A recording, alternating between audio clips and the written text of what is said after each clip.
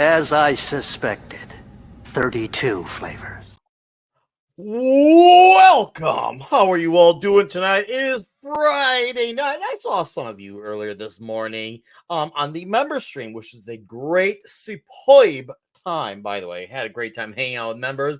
Got to know McFly a little bit better, too. Got to hang out with the usuals like Lester, 5 picoseconds. Awesome to hang out with such great dudes as well. It was freaking awesome. Conquest as well, a.k.a. Mohammed said. Yeah, it was awesome, and we had a great chat after the show too. So we're talking next member stream, which is this month to make up for last month. We're gonna do 2 of them this month, and the second one is gonna be a private member stream. So that's gonna be cool. Anyways, welcome to the show. Let's acknowledge some faces are here. 5 picoseconds, of course. Vulcan lives. How you doing, sir? D. Bud Martin. Hello, hello, hello. Welcome, sir. Hey, Pinochet's helicopter tours. It is Friday, and because it's Friday, of course, it's a comic book show on actual comic books, like printed media right here. You see that? Hey, what's up, Dwayne Muth? How you doing, sir?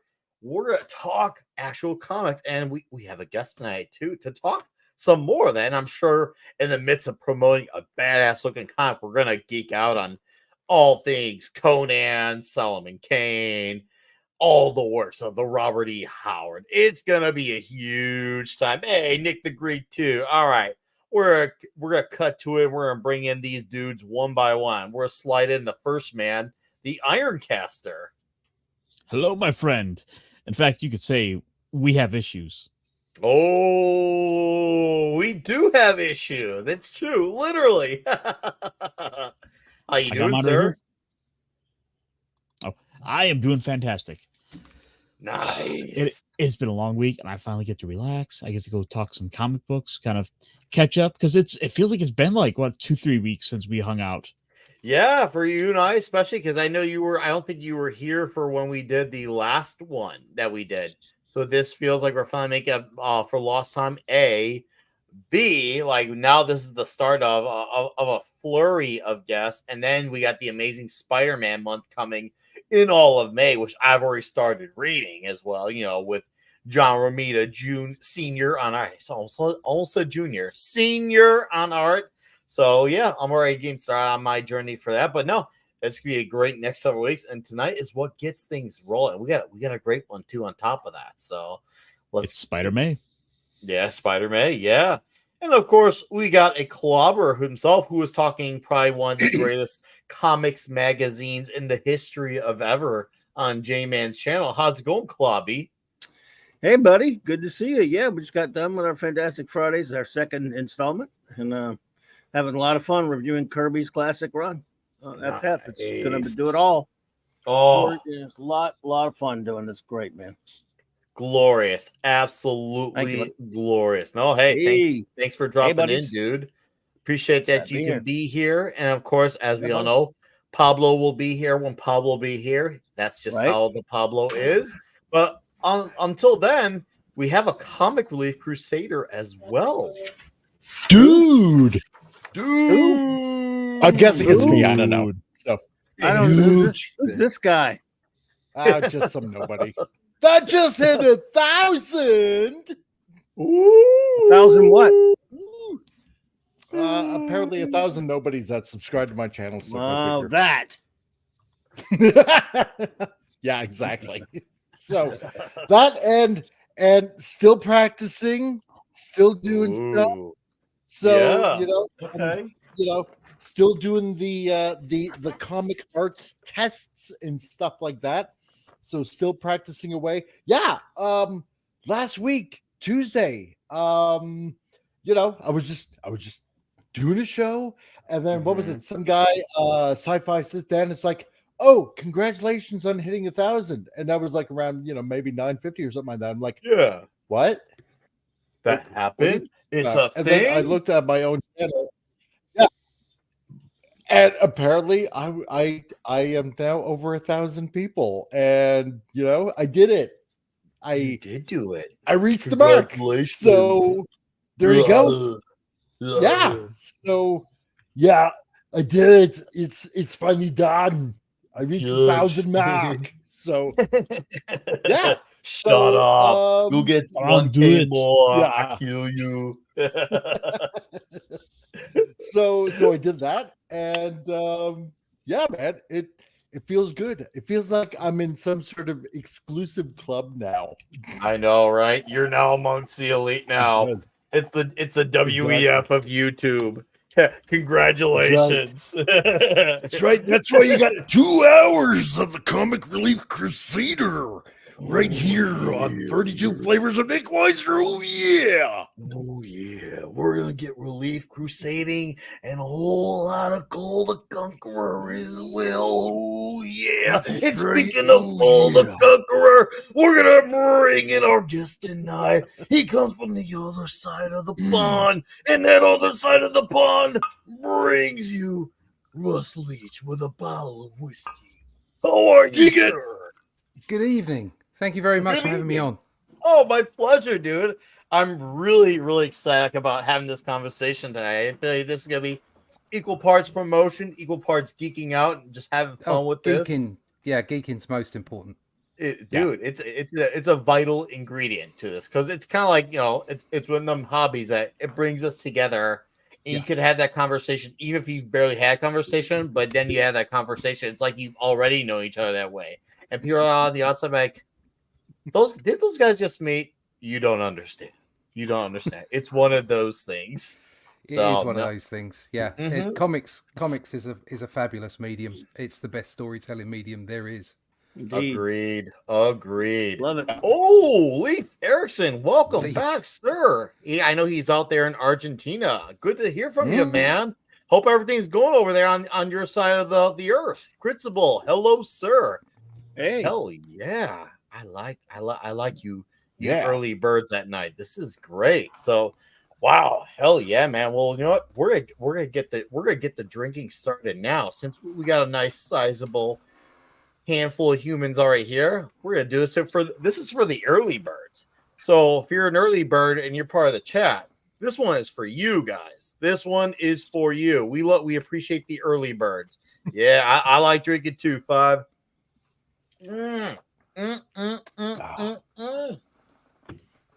Woo! I feel like Ric Flair right now. That's what I like. Oh. I'm feeling like I'm high styling and profiling right now. So okay, you know what? Let's just cut to the thick of it. So Russ, let's get the chat to get to know you a little bit. We'll start off with the boring stuff, and then we're gonna work our way up, and it's gonna get real interesting and great. So, why don't you tell the chat a little bit about your history, like where you come from and all that jazz? The E True Hollywood story, basically. Okay. I'm a comic book creator from the UK. I've had a career in publishing, design, advertising, whatever, art direction since about 1986. I tried out for comics mid 90s, got a positive result from Marvel, but didn't get any work. Had a mortgage, kids, that kind of stuff, and got back on with what I was doing. And around 2010, I'd had a business providing data management systems and web design to people, and it just happened to work out that I wasn't doing that anymore. So I decided to get it back into comics, to my first love, the thing that I've always loved. So I did that, and we sold the house as well. Got a smaller place. My wife is incredibly supportive. It meant I could take some chances, so I did a lot of indie gigs. Ended up getting a pro gig in 2015 on Doctor Who over here in the UK. And then I did some Marvel stuff. I did a Draw the Marvel Way book for 4 years. Did some Warner Brothers stuff, did some Ben 10. And then more recently, I got to do a Batman book for the UK and Europe. And just, been around a bit and done a bit. But a lot of indie work on the side as well. Some stuff for like storyboarding for film and games and that kind of thing. And then I brought my own book to market with Only Death Can Save Us. 2 of those books. And then more recently, I've got involved with Randy Zimmerman over at Arrow Comics.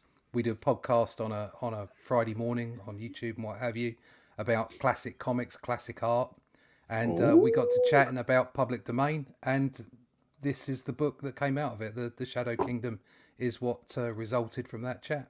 So there you go. It's quite condensed. There you Nice. go. No, that actually that is really well condensed. I was like, yes, you did a good. Most people when they say long story short, it really ends up just being long story long. You Yeah. actually did an actual proper summary. I think you may have been the first person I've ever heard who actually did a short version of a long story. I'm Of a actually very long genuinely story, yeah. impressed. Compacting the storytelling, not expanding it. Compartmentalization of the origin story. Okay, so it's clear then, you had a wife, you had a kids. It's clear that you really, really wanted to do comics because the fact that's when you know it's a genuine love because when you're into something and then life situations happen, there are big changes. I'm a dad too, I get it. Yeah. And then you're like, sometimes some things have to slow down for a little bit. Sometimes it's because you have to for the betterment of the kids. But then you're like, okay, now that the kids are a little bit older, or I have time for some of these things. Then you're thinking, was I really into it just because that's who I was at the time, or is that just an extension of me? It seems like comics is really just like an extension of you at that point. Then am I wrong by that observation? No, it's in there. There's two things that are the most important things to me in life, and it's comics and family, and obviously family is top. Oh, of course. So it goes family, comics, and karate. That's it. That's the end of it. So are you a Cobra Kai guy then? I'm a fourth Dan black belt in and that explains your name then, the comic book black belt. Yeah. Okay. There is a synergy there. So I learned that as you work your way up to black belt, the art tells you what to do. You have to conform. And then once you get over your first black belt and start going up through those belts, you start to develop the art for you personally. And everybody in a higher grade, their art is their personal art. And it's the same for comic books. You have to work out the basics first. You have to know the rules, and then you start to break them. And that's when your style shows through. That's when your personality shows through. And that's when you become unique and people start recognizing you for what you are. I like that. There's a bit of zen there. No, absolutely. Also, welcome to the show, Pablo. Howdy ho! Sorry, my throat gave up. Yeah, I was gonna say I was a little sore there on that one. You did. It's got like a resounding volume. This time it was like you. Yeah, It was a little off today. I Slight will be disappointment honest. at the end. No, I have been smoking a bit. Sadly, tobacco destroys your throat, and it's because a friend that I quit smoking a long time ago, but this friend is really into old school tobacco on a pipe. So yeah, you classic. I have been seeing him this whole week, and yeah, my throat is absolutely destroyed. See, now you got to work your way up to cigars, right? Because nobody likes an Adolf Quitler. Dude, okay, I cannot go on with more vices. Magic the Gathering is already having a heavy toll on my pocket, so any more vices will absolutely destroy me. That's where you develop I that can't- grizzly voice, this. Because I that is thought like you- when you do I cigar thought listening to smoking, too you have much 10 Lotus. cigarettes at once. I thought Pablo was maybe like thinking about Christian Bale. He just had to get his inner Bale out on all this. Yeah. I mean, we all have our inner Bale moments. Where's the mana, Pablo? Why'd you say that name? Dude, to think that I may one I day couldn't have a help it. mana vault is to say too much, but I have a Ristic study, and yes, I spent a friend is bringing cards from the United States.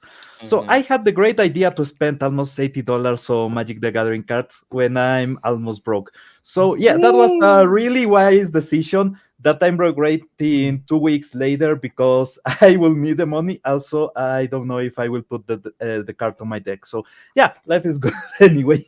How fitting is that tonight? I mean, we were just talking about the whole in it for the love of it. Yeah, like you only live once. Yeah. Yeah. Talking about You Only Live Once, I was reading the 2009 adaptation of Cool, and Oh, were have you read it? you? Yeah, I wanted to be prepared for Oh no, that's today's. good. That's good. Well, we got a man who's technically a cold story, so we'll definitely weave into that part of the conversation. Because right now we're doing the E True Hollywood story stuff, and then we're gonna get into the geeking. We gotta have a proper flow. But So go ahead, Castor. Go ahead, take it away. So Take it I away. guess to kind of get back to a little bit of the comic stuff. I were you working with Marvel in the Marvel UK days? No, I wasn't. Unfortunately, that was I missed out on that. I was just working with Marvel through Panini over here to do their art book. So I didn't end up getting to do any editorial stuff. I just got to do a whole bunch of licensed characters, which was it was good fun. But the strip side of it, I didn't get to do. I did get to draw Batman while they had the DC license, but unfortunately they don't have the DC license anymore. So.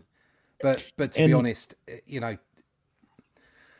the characters that we all grew up with, they're not the same anymore.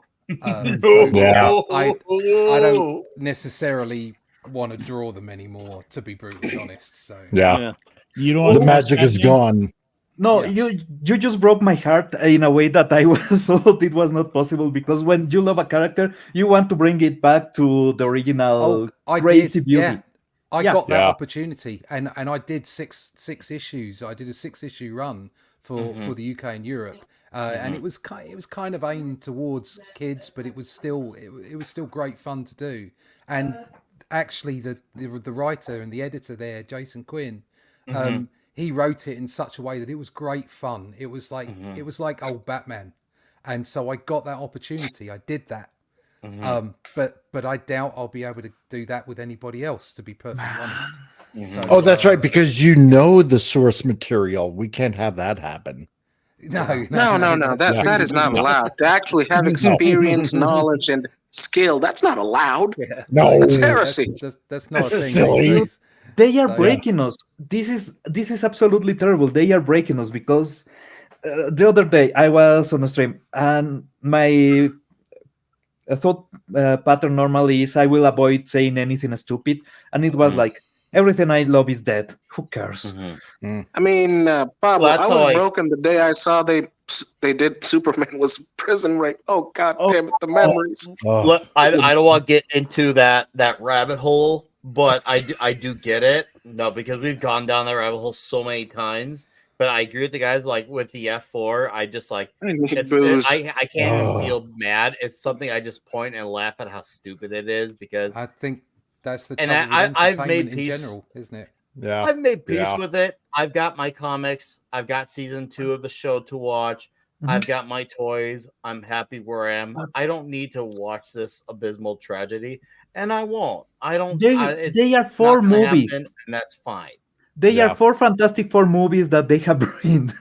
The first one, the 90s one, may be the best one, and that's saying a lot. And that ain't saying. It's so bad that it's so good. Yeah, at least I got one faithful rendition of Silver Surfer. That's all I'm gonna say. The animated series, yes. Yep. No. I'm talking about the Fox movie. At least on the movie, live action. The Silver Surfer looked right. Yeah. The issue is that they tied all his powers to the board. That was really stupid, because a lot of the powers are actually from directly from the Silver Surfer. The board actually gives him some extra powers, or at least it did on the 90s. But I think the trouble with is that we often want to see exactly what you have in comics in film, and that just can't be done. Comics are special. Comics are much better than film. And and if you get people that are passionate about the source material, you can get good films. Like the Captain America film was fabulous. I really loved it. I think they did a good job on Thor. I think the first Avengers movie was fabulous. They really did a good job. There was some passion in there and some nods to the original material. But once Endgame you said there was passion. once Endgame went, Nowadays they it. don't It was all hire over. people with passion. Yeah, Just true. hire every famous Jack and Harry. Exactly, and it's like that with the comic book industry. It's unfortunately back in the day, comics were the industry. So people made money, publishers made money out of comics. They were big business, but now comics aren't big business enough. No, So they're not interested in No, them they're not. anymore, and so they're weak by comparison. That's It's the bottom line. I'm glad you brought that up because I when I think about how essential when it came to promoting whether it was an animated show, even movies, early to like late 2008, 9-ish, and whether it was the toys, video games, a lot of them came supplied with a comic book or pointed you to the direction of a comic. Like when I don't know if you're in the UK your whole life, but in the States in the early 90s when X-Men the animated series was really popular, Pizza Hut did a big promotion for it back then, and it led with a lot of the creators who were involved, and they mentioned their name drops and everything, and they did a lot of merchandising around actual comic book merchandise, which is cool. And then you had that, and then a lot of the Toy Biz toys. I don't know who makes them overseas, but once again, the United States, we had Toy Biz who did the toys. A lot of them would come with a mini comic book. At least some came with like a full size, but like my Ghost Rider here, before we get into Shadow Kingdom, that came with this little mini Ghost Rider comic of Johnny Blaze, and it was cool to say that. I remember when I bought Punisher 2014 on DVD, it came with a comic. When I saw X-Men in 2000 Thieves, they had comics to give away. Even my Batman Begins original DVD has a Denny O'Neil comic in there. So that's Denny O'Neil. A lot. A Denny O'Neil comic. Go ahead. Transformers did with Armada and Energon and what? Masters of the Universe. Russ, what were you saying? Wolverine and the X-Men. I remember my DVD came with a comic of that. One at a time. It was Denny O'Neil. So it was old. You got an older comic book. Even back in 2009, you got an older comic book because that was where all the quality was. Yes. I'm just saying, you're just pointing, and comics were ubiquitous at one point. They were everywhere. When they went to the direct market, don't get me wrong, I love comic book shops. I'm a nerd, okay? But it isn't in front of kids all the time at the end of an aisle in an ordinary shop. And so we started losing customers, literally losing customers, generation on generation, to the point where now some kids don't even know that comic books exist. And that's the real crime of it. When there were all those films are out from Marvel for 10 years, why wasn't there a spinner rack in every cinema? Okay? Yeah. And it all comes back to money because comics don't make enough money, so they just ignore them and put them to one side. And so you don't get the same kind of passion that you used to get. Yeah, and Passion ultimately they doesn't come down. self-destruct themselves. Yeah, exactly. I mean, you used to get passion I don't remember from who editors said and this. execs. Hold on, friend. Let him finish. Sorry, go on. Sorry about that. Yeah, it's up. Take it away, Kendra. Yeah. Oh man, I feel like, well, it's just I don't remember who said this, but it was either Eric July or Broderick. But they're saying that it used to be that the comics were the driven story that drove all the medias, from movies to cartoons and video games. They tried to stay close as possible to the storylines and adapt them. Nowadays, if you look at the comic books of today, it seems that they're trying to adapt everything to be closer to the MCU, and trying to make it just as modern as it is, instead of trying to immortalize it by keeping the old way as it is. Honestly, I think they're going to lose a lot more fans that way. What they should have done is, if they're looking for a new audience, they should have created comics for the new audience. There should have been a 616 version of everything. There should have been an Ultimates version. There should have been a film version. There should have been a classic version. And we're getting a little feedback. Yeah, we're getting feedback from the side. We're hearing background noise. Was that can't be me? Is it me? I think it's you. Turn off your mic. Yeah, it's coming from you.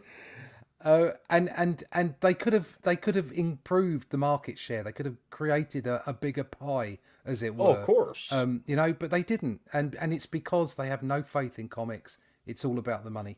And I mean, it's funny if they made it more about money, they'd prioritize the comics to make more money. The problem is what you need a company involved that's happy to make millions, not billions.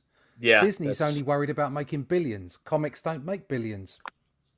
Yeah, They don't care. and even their movies are struggling now with Well, the yeah. hundreds of million now. Isn't that Yeah, ironic? because they how that show the works? worst possible stories. We are in the all new, all different MCU, and that's not going to end well. It's not going to end well, no. I can't Just as a imagine reminder. why. Just as a reminder real quick for how successful the comic industry was at one point. They used to have commercials to sell you on comics. Like there Yes. were commercials, there were G.I. Joe commercials for the comic book. And not even the toy, but just go pick up next week. Or G.I. Joe 25, the capture of Cobra. I wanted to say something about the medium itself because I love the movies. I love the art of making movies, but you cannot really extend the story. You cannot really get into the grainy things of what you are trying to tell. So there's a lot of plot holes that develop normally in a movie just because you need to compact a lot of the story. On comics, you have so much time because you can do so many issues. You can just create so much. You So don't many need to. adventures. Yeah, you don't need to really extrapolate from a comic because the comic can go really deep into things, and that's something that we need. Because on books, books are really really fun to read, but it's not the same, at least on the West, like with light novels on Japan. That they came with some illustration, and you feel that extra art, you feel that extra uh, connection with what you are reading. In the comics, that connection is everything because you have the visual masterpiece that is on the page, but also you read the conversations and you start noticing small bits. You start to create your own, let's say, head canon, although that's not really it. And then when you are you discover in the next issue what really happened, and you start to get all those clues on the drawings, it connects. That's So- episodic content, which is what they Yeah. used to do really well. So you And have that's another a reason why story these in comics are one kind of mag. failing. It's no longer episodic. I mean, today, to just understand one comic book story, you need to buy like 7 or 5. And I mean, I kind of miss it when we could have one whole freaking story in just one issue, man. I'm not going to waste about $20 worth of my money to know what the hell's going on. And that's how people could jump in the middle of a run as well, which is something that they seem to have problems with these days. Because they're episodic, you could jump in at any point and there would be recaps and bits and pieces, but you could just start a run anywhere. You're right. It's one thing when there's a large number and you're thinking, okay, is that number intimidating me just because it's a high issue number? But then you actually read into it. Sometimes they'll have a recap, or instead of an official recap, they'll have the dialogue kind of like recap it in a page where the character says what happened in the previous issue as well. Like, hey, oh man, this was a bad day for me so and so a day ago. So there's like a vague way of recapping it. So in that way, every issue was new reader friendly in that way. So in case someone was new and coming to the market, they're like, okay, I can jump into this because now I already feel familiar. And that was the beauty of that. You could jump into those and do it. Every issue is treated as such. And that's how it should be. And one of those things where every issue counts, every issue you don't have to read, but if you happen to, obviously you'll benefit from larger narratives and payoffs. But if this is the only issue you get, you'll get your fun. And that was the beauty of that, is there was not that pressure. Nowadays. Everything is written for the trade, which, it's fine to a point. There's nothing inherently wrong with it on a surface level, but when it becomes the default where it's one size fits all, that's a problem for especially the big two. Big two are the companies that benefited the most from the episodic format. Yeah, You had editor notes. Yeah. And like the collector's market has effectively destroyed the episodic aspect of it. And by having it really has, instead of special events being special, they're all the time. So it's predatory as well. It's not good. Really makes you wonder how that planet is not in a constant state of hell. I mean, every week an alien invasion, demon invasion, freaking time travelers coming in to bang their grandmothers. It's kind of freaking weird, man. And yet, one of the best stories for Spider-Man is him talking to a little girl. Yeah, the girl Exactly. the kid who collects Spider-Man, which was originally a boy. There was a boy in the yeah, comic. on The the boy comics for it the was comic, you're right. girl for the card. Yeah, Either the way, girl in the both were cartoon. good. My favorite Great comic. Superman story Yeah. is actually from the TV show from the old days, from the old black and white days, where he visits a little sick girl. That was my favorite.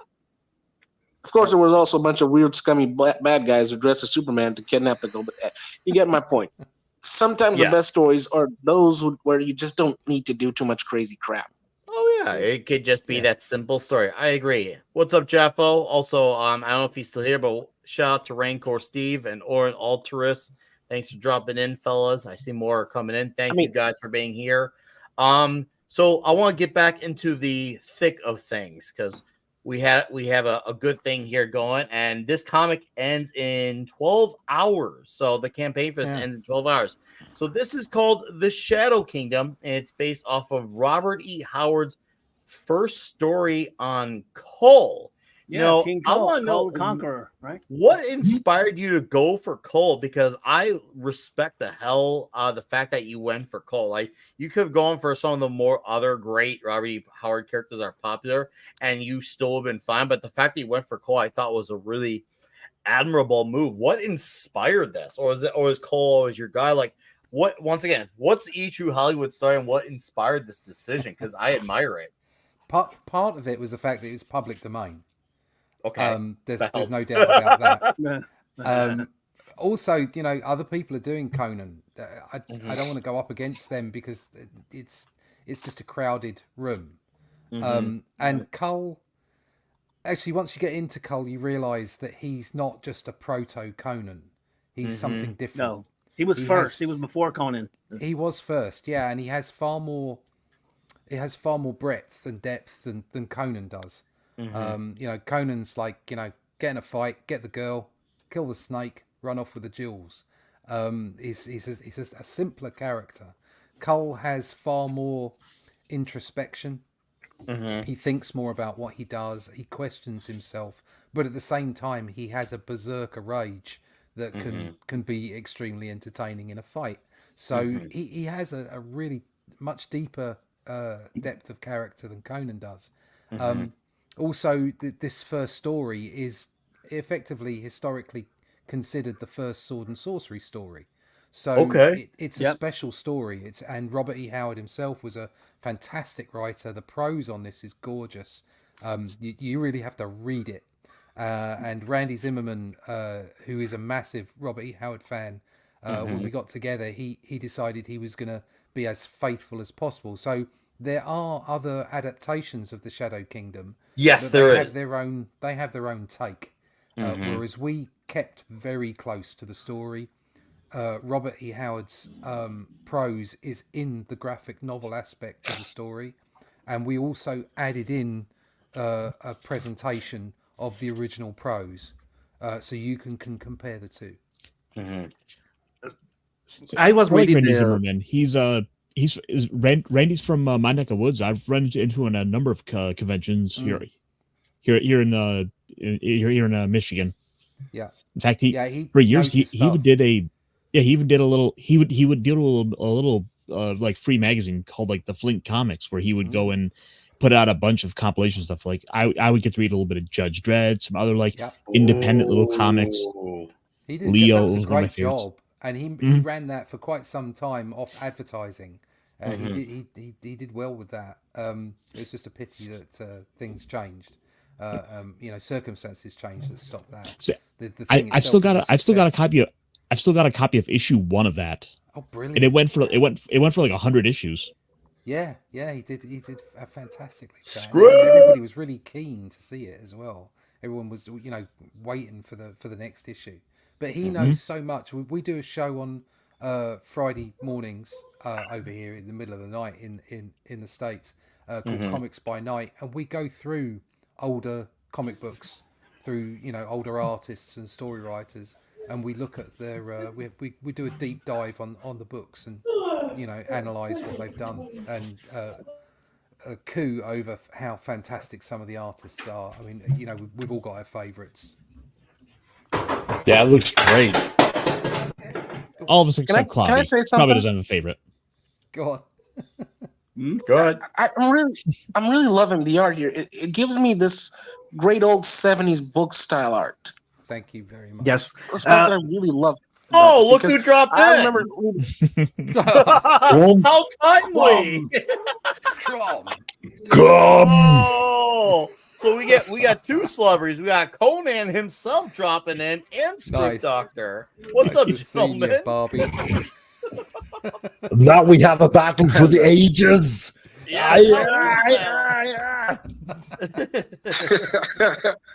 Script, script, fix my writing, or to hell with you. Oh, that's more Irish than German, dude. Come on. I want to hate know. to say it, but there can be only one. How did you get a hold of Razorfist for doing the forward? Because that's a very good fit. Because I'm assuming because you're on this stream, which is where I discovered you. Yes. Obviously, it seems like you're aware of some of the bigger name in our sphere. So maybe you heard him on Midnight's Edge, or him and Andre from Midnight's Edge. Those two could talk about, Robert E. Howard for days, for years, maybe. That's where I heard him talk about Robert E. Howard. I've actually been listening to Razorfist for a long time. Nice. I don't know a huge amount about American politics apart from that it's completely nuts. Oh yeah, that's true. How you can have 350 million people in a country and you come up with Donald Trump and Biden is beyond me. All right, it's crazy. It's absolutely crazy. We've got almost the same problem over here, to be honest. Oh, I'm sure. I'm sure. Yeah, almost the same problem. Anyway, I love listening to him. He's an incredible wordsmith. He's a razor sharp wit. So he makes me laugh. He's fantastic. So I was listening to him on a couple other podcasts. I listened to Midnight's Edge and, a whole range of bits and pieces. And he was talking about Robert E. Howard, and he was passionate about it. Because I know that he's done his own book, Ghost of the Badlands. Yeah. And he writes his own pulp novels and that kind of stuff. And he was talking about it, and I thought, well, if you don't ask, you don't get. Mm-hmm. So I just approached him and showed him some artwork from the book and said, I know you're a big fan. Would you like to do the forward for us? And he said, oh, of course I would. He was really keen. So he did the forward, and then he said, I'm doing a new podcast about the Iron Age, independent creators. Would you like to come on? So I did. And that's it, really. It was pretty simple. Nice. I love that. Simple, straightforward. He's a lovely guy as well. He really is a lovely bloke. And he's very easy to talk to.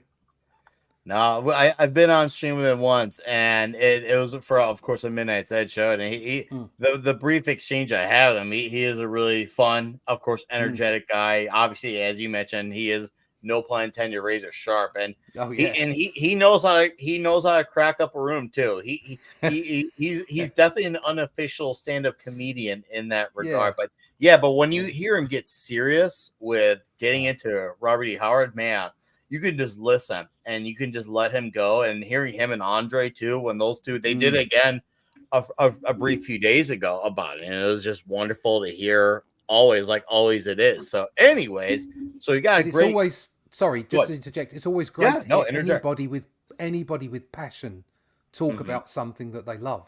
It's you can listen to hours to people that are passionate about something. It doesn't matter what it is. It could be, playing sport. It could be politics. It could be creative processes. But if somebody really believes in what they're doing and really loves it, it's that the love is shared by it.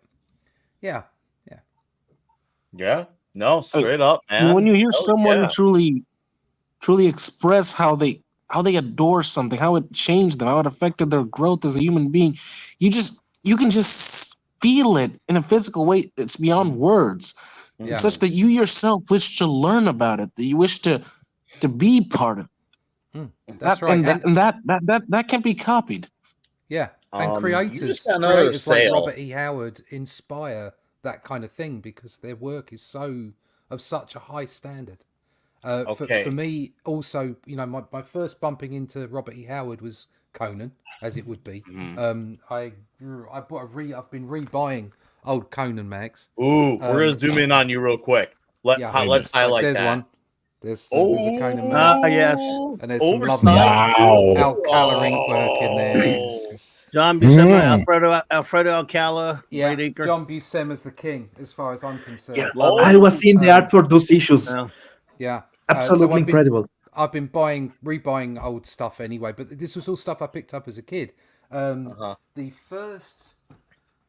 first issue I picked up. Nice Was Marvin Savage Sword. Martian, by the way. Quick interjection. Marvin Martian's my favorite Looney Tune. Oh dear. That is amazing. Yeah.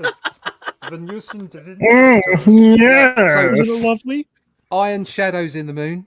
Oh, That was issue. This is an import, which I got at the time, issue number 4, and I remember reading that as a 9-year-old boy and being completely engrossed in it and loving it. And it at the same time or at a similar time, I picked up 2000 AD in the UK. Prior to that, I picked up Captain Britain, and in Captain Britain, they had reprints of Fantastic Four by John Buscema and Joe Sinnott. Joe Sinnott is so underrated as an inker. He's a fantastic. My favorite all-time inker. Yeah. He's superb. And they had Steranko, Nick Fury Agent as Shield in the back as well. So this was all part of my development as a very young lad, and it stuck with me. So I ended up doing a book called Only Death Could Save Us, which is kind of sort of somewhere between the Steranko, not Steranko, sorry, the Sinnott Buscema stuff of Fantastic Four, the Negative Zone, and sort of Jim Starlin Cosmic Cube stuff, that kind of thing. Nice. So that was this. Wow. that So it's looks got this great. Kind of that looks good. So I did 2 of those. I've got a third one in the trilogy on the way. But so that kind of style was very much inspired by the Joe Sinnott, John Buscema, Joe Sinnott, Kirby kind of feel. Whereas this stuff is more. I've had someone say it's kind of got a bit of an Ernie Chan feel to it, which is incredibly humbling. One of my favorite Conan inkers. Yeah, I just love Chan's work on Buscema, and Buscema inks himself superbly well because he's got a really light touch to his inks. Even though Alcala is fabulous, it's completely different to the way very that very he does his own overpowering inks. Yeah, Can be, but it's still beautiful. So all those things were an inspiration to me.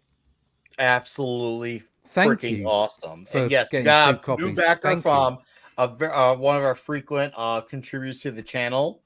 5 picoseconds. This next drink goes out to you, sir. He said, just back, got 2 copies. The extra is all right. for a friend. Shout out to 5 picoseconds. Thank you, sir. That's what we love to see. I'll literally drink to that. I'm always so drink to that. Drink to, okay, more drink, more piss.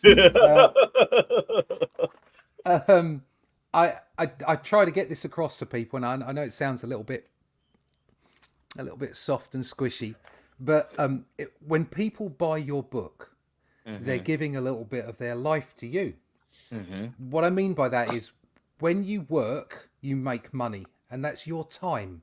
That's the time that you can't get time back. Time is the thing that you cannot get back. And you work and you make money and you give some of that money to someone like me for a product that I've put together so that I can communicate to you through my art or through a script that maybe I've been involved with. And that is a very personal thing. It's a very special thing.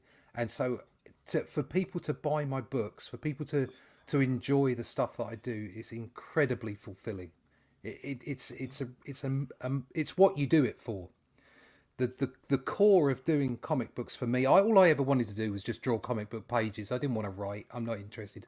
But nowadays you have to do everything. You have to bring your whole game. You have to be an entrepreneur and all kinds of stuff, and bring yourself to the party as well as just being in a dungeon and drawing some pages.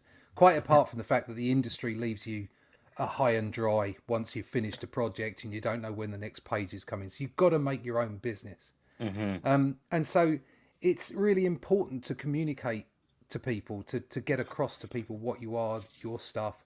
And the fact that they buy that from you. They they support you by paying for a book or paying for art commissions, whatever it is.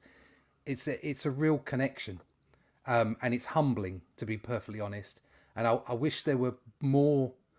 I wish there was more of that attitude in the industry, because there are no toxic fans. There's just fans, and they have opinions. And if people are a fan of you, it's incredibly humbling for that to happen. So anybody that buys my book, thank you so much. It means a huge amount. It's not just a monetary factor. It's the fact that you can connect with people that you may never meet. And it's an important thing. No, dude, I strongly agree. Some of beautifully said. Yeah, well, some of the greatest memories of my life are spending many, and I mean many hours at the couch at my local comic shop, just talking with a buddy, and we'll have our exchange. Sometimes it'll lead to a disagreement, sometimes it'll be an agreement, but it was fun because we had a shared love of this very special medium, and we could go for hours about it, and it was just the funnest thing. We talk about it over some pizza, sometimes when the store's closed, even over beer, and it was a wonderful thing to do, and it was just the best thing to do, to be able to share that. It's really odd when you hear about like this whole thing of the lack of acceptance. It's like, no, we love it when people get into this thing. We just love it when they get into it for what it is, because that's when it's genuine. And you want to bring that person that much more. If maybe you want to bring them in that much more because they love it for what it is. And you can have that conversation. It doesn't matter where a lot of the social or political lines are. You have that thing that you have in common that makes it rise above all those things. And comics has done that for me for many years of my life. And that is something like when we have that shared love, it sparks millions of conversations for you. The classic stuff like Thor versus the Hulk type of conversations. Those are ageless conversations that we can have and still have fun with, bicker. At the end of the day, we shake hands and we drink to that. Basically, that's what comics represents to me. Yes, no, I absolutely agree. It's a common ground for people to gather round, and it's such a pity that what's going on in the industry and the sort of what's adjacent to the industry, instead of just being positive about comics. Comics are fantastic. If you don't like a comic, don't read it. Just like find and as much as we lament the fact that a lot of the characters that we loved as kids are kind of, as far as we're concerned, going in the wrong direction. The indie market is full of energy. And it's full of talent and creativity. And there's so much great stuff out there. And when you go to fundmycomic.com, there are loads of books there. You don't just have to go to Indiegogo or Kickstarter. The great thing about Fund My Comic is the clues in the name. Fund My Comic. Literally, yeah.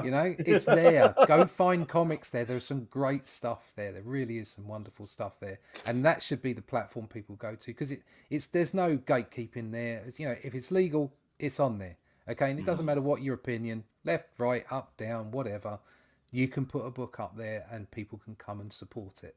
And I think that it deserves to be supported because it's a positive thing. The guy that made it, Luke Stone, we're all whinging about the comic industry, all whinging about characters and this and that and the other. He did something positive. He didn't just moan about it. Positive. He went out there and did something. And that's all of us creators. If we're making books, we're doing something positive. We're adding rather than taking away. I agree, strongly agree, and I'm with you on that thought, because a lot of people have talked for years about we need alternatives, but it's one thing when you talk about we need them, but when it comes time to not only just contributing to them, but actually getting invested into it, like for recently, I did a review on my channel. You probably don't know who he is, but maybe you at least heard about Gabe El-Taib. He worked with Dean Cain for Dean Cain All-American Lawman. Not only did I get the comic, but I actually did a review for it for my channel, because it's one of those things I'm actually going to review it too, not just say we know alternatives, but I want to actually, if I can help get another customer too, that's a bonus set too, especially if I like it. Then that's just hopefully people see my enthusiasm and hopefully that can translate into another customer or two. I want to actually be, once again, another solution to the problem, because I'm no writer and I definitely cannot draw, and nowhere near like you, especially. But I can at least, I know what I like. I know I can talk, I think, pretty well about what I like, and I can bring that to the table and help promote this stuff. And then it's great to see guys like you and then Luke, who I want to get on here sometime, having a website, especially since Indiegogo is starting to show some really bad shadow bans are on par with Kickstarter now. It's nice to see a guy like Luke, rise up and say, you know what, I'm gonna do it myself and go for it. It's a very, once again, entrepreneurial thing to do, but it's a great way forward. And there is a lot of variety. That's the thing. There could be a lot of books that may not be of your speed, but you're guaranteed to find at least one genre. Like, okay, that could be cool. Whether it's this book, my buddy Hojo has got his supernatural story, The Mythicals, great guy. Mike Barron, he added the newest Nexus to fund my comic as well. Even though he's on the air ones, he's still supporting this one too, which is like, even if he at least add this, that's cool. Irene Chikolsky, she did her first several months for her newest Phoenix strictly on this before she went off and did Indiegogo. I thought that was a very admirable move on her part to do it here first for several months, because that's how you make these things effective, is when you actually commit to it, not just say it. Yeah, that's right. Get in there and actually support it. Put your money where your mouth is, and that's what we did with this. We put the Shadow Kingdom on here. It hasn't been anywhere else. And I think what we're going to be doing is we'll overprint, a few, and we'll put them on arrowcomics.store rather than take them to another crowdfunder. Okay. So it looks like you got another backer. So that's two more backers. I don't know if that was someone. I don't know if that's someone who's a commenter or a lurker, but whoever did it, thank you guys. We do have some lurkers who will comment on here once a year saying hi, I exist type of thing. But thank you guys. That's what we like to see. Once again, I lurk myself because obviously being on the other side of the pond, coming onto later streams is difficult. So I tend to watch things in reruns. But occasionally I'm up late and I'll, wander around and drop a comment or say hi to people or whatever. It's just a different time zone. Makes it a bit difficult. No, hell yeah, man. So guys, just so you know, Russ here is at 10,655, 228 backers. He is $45 away from 10,700. Just saying. If we could give him that clincher tonight, be the stream that does it. Obviously, that's bragging rights, because I want to be able to brag about that. People say not to brag. No, fuck that. I'm bragging. If we can say we helped be a part of that journey, I'm gonna brag. What's great about this is I've streamed with lots of people and what have you, and the amount of support that the indie comics scene gets now. That people are, they're interested. They want to be part of it. It's overwhelming sometimes when you see the amount of support. I mean, especially on YouTube, that's where everything's at. Really, it seems to be the hub of where things get done. And it's just great to see an alternative way of getting comics out to people. Very good. It's wonderful like that. So okay, I saw some stuff when I was going through this when I initially backed it. When I honestly just listened to your stream. And I didn't even look at the details. I just backed it. When I heard your conversation with Razor, when I backed down, I was like, okay, I'll look at the details later. I'm just going to back this. He sold me. That's all I needed to hear was what he had to say. And now I'm actually looking into the details properly. Am I reading correctly that, basically the story is written, done. You're just waiting to see how much you actually get for funding. And then the book will go off to the printer. Dude, that's huge. That's huge. Print files get done. I've basically put the book together today from extra bits and pieces because I did some extra art. I can show you that. Yes, please. Hey, no one here is gonna complain about extra art. So if they do that, they I don't know why they're here. But we will welcome extra art. We will welcome that shit. There we go. So like a piece like this. There's some extra art. That's probably going to go in. Pretty. Favorite piece is this piece. So. Absolutely beautiful. Yeah. Dang. So But also the fact that it's not digital. No digital. No. There's some extra art going in the back. Good man. And like I say, I've put the pages together now, so the print files should be done next week. So yeah, it'll go straight off to print. After that, we are considering doing an oversized black and white presentation. So it'll have it'll have the pencils in it and the script and that kind of stuff, and you can see the actual artwork in an oversized hardback book. Obviously, that's not for everyone. What we wanted to do was create an environment where we had a solid product. So there's like 110, 112 pages. It's color. It hits all the right tick boxes for lots of different people to like it, and it's only $25. Okay, so it's not a bad price for 112 pages. No, dude, you're getting a lot of content for your buck. Yeah, but moving on, if people are really interested, then they can go for the hardback special edition if that's what they want to do. Obviously, you don't sell as many of those, but it would be really nice to present that to people. We go through Critical Blast for that. They have a great production process on that. You give them the artwork, they put it all together, and they come back and show you, and then they sell it. So we'd go through a crowdfunder for that afterwards, after everybody's got their book. Made sure everybody gets their book first, and then it goes to a crowdfunder for the hardback black and white, and then it goes off to Barnes and Noble and Amazon and that kind of stuff. So. Nice. So you're going full retailer mode for it. Nice. I was gonna ask about that, but you beat me to it. So okay. Oh yeah, no, that's good. That's great. You want to get it out as many places as possible. What's important is that if you've got early adopters, crowdfunding people, even if there's a like 10% overprint and we have it at arrow.store, that's a special edition for early adopters. And that doesn't get reprinted anywhere. Okay, so anything that's done after that, whether it goes to retail or goes to special or whatever, that's the only time those get printed. They're special, and that's what you should get as an early adopter. You should get something that never gets reprinted. All right, even if it's only a couple of pages difference or a cover difference or whatever, it's something special, and you should be rewarded for helping out at that stage in the process. But from the other perspective, all the books that we'll be doing, so after these books, we're looking to do something called the Atlantean. So so all the books will be done before we go to the campaign. The artwork will effectively be finished. You are doing the whole cool saga then. Well, so what we want to do is Randy obviously is a massive fan of Robert E. Howard, and everything we've done has been very sympathetic to the way that he wanted to portray Cull and Brawl.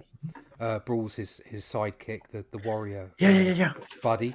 And so what we're going to do is at the end of the Shadow Kingdom, it kind of leaves it open-ended for more adventure. So we're going to take Cull and Brawl on the road. It's going to be like a road trip where they're going out to find the rest of the Shadow Kingdom, the rest of the lizard men. And along the way, there's tits and dragons. Basically, it's full of sword and sorcery.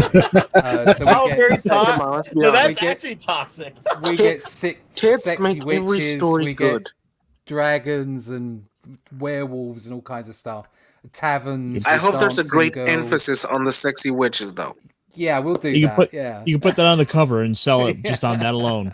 It's got tits and dragons. Yeah, that's what I like to do. That's mandatory. Tits and dragons. So we're there was a company called Ablaze in Europe which created stories about Conan called the Cimmerian, because Conan is Cimmerian. But they couldn't put the name Conan on the front because it's still copywritten. But the character is public domain. So you can write your own stories about Conan, all you like. You just can't put Conan on the cover. Well, we're doing the same thing. We're writing stories about Cull, okay, in this road trip. But it's called the Atlantean because that's where he's from. He's from Atlantis. He's an Atlantean king. So it's going to be called the Atlantean. It's going to have painted front covers, and it's going to be a 48-page black and white production. Now, so that's where we're going from now on. So okay, so with the Atlantean, is that another adaptation or is that your guys' original story? No, that's original stories. Randy's going to produce. So they're out on the road and they're looking for lizards. So that's the way it goes. Lizards and and dragons. At the end of the story, they never get to defeat the whole kingdom. No, they just stop the priest. That's right. That's brilliant. Exactly. Yeah. So right at the end, it's kind of open-ended for you to just go. So what they're going to do is they're going to be in disguise. They're going to be incognito, and they're going out on the hunt. It's a hunt, basically. So he leaves Belucia. He stops being the king, or he is still the king. He's still the king. It's just that he's incognito. That's all. Oh. So him and Cull are off to do the dirty on the serpent men. So I love that. There you go. There's a sexy witch. Oh, we're zooming in again. Woo! Nice. Nice. Dude, yeah. So what those illustrations that I showed you, what they are is their concept work for where we go with the Atlantean, and we'll be putting that in the back of this book. So those will be in the back of this book, and then all the black and whites originals will be in the hardbacks version. Nice. So okay, now is with Cull, obviously now you have an original story you're looking for. So is this a long-term plan to just get like as many Cull stories out there, or do you have like a set thing, or you and your guys saying, you know what, we're gonna figure this out as we go along? What's the long-term goal, if there is one? Yeah. What I'd really like to do is I'd like to do 48 pages every quarter. Oh, okay. But the reality of it is that life gets in the way. So I don't think that I'm going to be able to make that. But the idea is that we just keep making them and potentially even have guest writers in. So that's what we'd like to do. Also, the Atlantean will be A4, like magazine size. It won't be comic book size. It'll be magazine size. Oh, like the big size, the giant size, like Conan issues. And stuff. Like the Savage Sword of Conan. Yeah, that kind of thing. Except we will have a square bound on it. So you don't have to ask me twice about paying for that. That's a no-brainer. That's a did do a little poll. I did do a little poll and said, look, if I was doing a 48-page book in black and white, oversize. Would you pay $15 for it, even though it wasn't color? And I got a fairly good response on that. So yeah, of course. You got my sale. It's not even close. All right. If that is good, you have. On, Caster has to bow out. He's got to recover. So, Caster, thank you for the thumbnail. Thank you for being here while you can, sir. Appreciate your time. Say whatever it is you want to say for your final words. This book looks fantastic, and this is one I absolutely look forward to reading. So, congratulations! I wish you all the best of luck on this. Thank you. It was first and foremost. We didn't talk much, but it was really nice meeting you. Thank you. Yeah, thank you. So, with that said, guys, it's been a lot of fun. This is absolutely one of the highlights of my week, and I cannot wait to come back here next week to talk some Flip City. Oh, yeah, we'll be talking Flip City next week. That's going to be fun, too. Yeah. So you can, of course, find me on my channel on Monday nights for a little bit of Mech Pit Chat, where we are talking about all sorts of big robots and kaijus and all that kind of fun stuff like that, including little bits of updates from the Cinecon, the cinema convention out in Vegas, where, as it turns out, we're getting the Transformers and G.I. Joe crossover movie. So yeah, tune in Monday nights, 9 p.m. Eastern, and come hang out for about an hour or so, and we'll find the best bots. Nice. All right, Caster. Have a good night, sir. All right, buddy. Brother. We'll be in touch as always. All right. We'll bring our comic back up on stream. So now for the super normie question, since now we're sliding into geeking out territory, which is good. But now, what when you're drawing, when you're putting pencil to paper, what are the first guys that come in your mind who are like, okay, this is the style who I base my style off of? what were the first name or names that come to mind? I like to think of inspiration rather than basing. Okay. Right at the moment, you've got Rob DeTore, is it, over on De La Torre, Kern Del Conan, he's Torre, killing it. and he's absolutely nailing it. What a fantastic artist that guy is. Yep. If you'd have asked me 10 years ago, you can draw like Buscema, but you have to chop your left arm off, I'd have chopped my left arm off. Okay? And this is absolutely nothing against Latoro, or whatever it is, Rob. Let's call him Rob. Thank you. No, because his artwork is beautiful and he is talented in his own right. Okay, but I do feel strongly now that I want people to look at my work and go, "That's a Russ Leach." I don't want them to be even slightly confused that they might think it's somebody else's. Yet at the same time, I'm inspired by multiple artists. Mostly, it's got to be John Buscema, because I feel that his the way that he draws figures is the most dynamic of any artist, and he manages to bring weight and gravity, scene setting. He does everything just so well. So he is my top artist. But there are other artists that inspire me, lots of them. May I ask? Go on. Oh, sorry. No, I was just wondering if maybe there's a little bit of Hal Foster influence there as well. Yeah, more than I realised. Yes. Also, there's a little bit of Ditko and Wally Wood as well, which I wasn't aware of, but other people have said that to me. So, but it's humbling when people say those kind of things, because you look up to these people. They're a benchmark. They're a high watermark. Their art is just beautiful. And of course, they did it in a situation where they were under a tight schedule. They weren't thinking that they were making the best comic book art ever. They were just making a paycheck. They were just getting the job done. But they were just so brilliant at it, and that makes it even more impressive. And part of what I was saying earlier is part of what made me want to be a comic book artist is the idea that you would get paid to do this. The idea that somebody would value your work to do this is part of the dream. It's this whole idea that I want to be, you shouldn't make money out of comics. Are you a fool? That's crazy. Of course you should. If it's something that people want, if it's a commodity that people want, you should be able to profit from that. And like I say, there's this sort of solemn interaction between you and a fan, or you and a reader, or whoever it might be, that they want to buy your work. So whether it's an editor who's saying, "Can you come and do some pages for me?"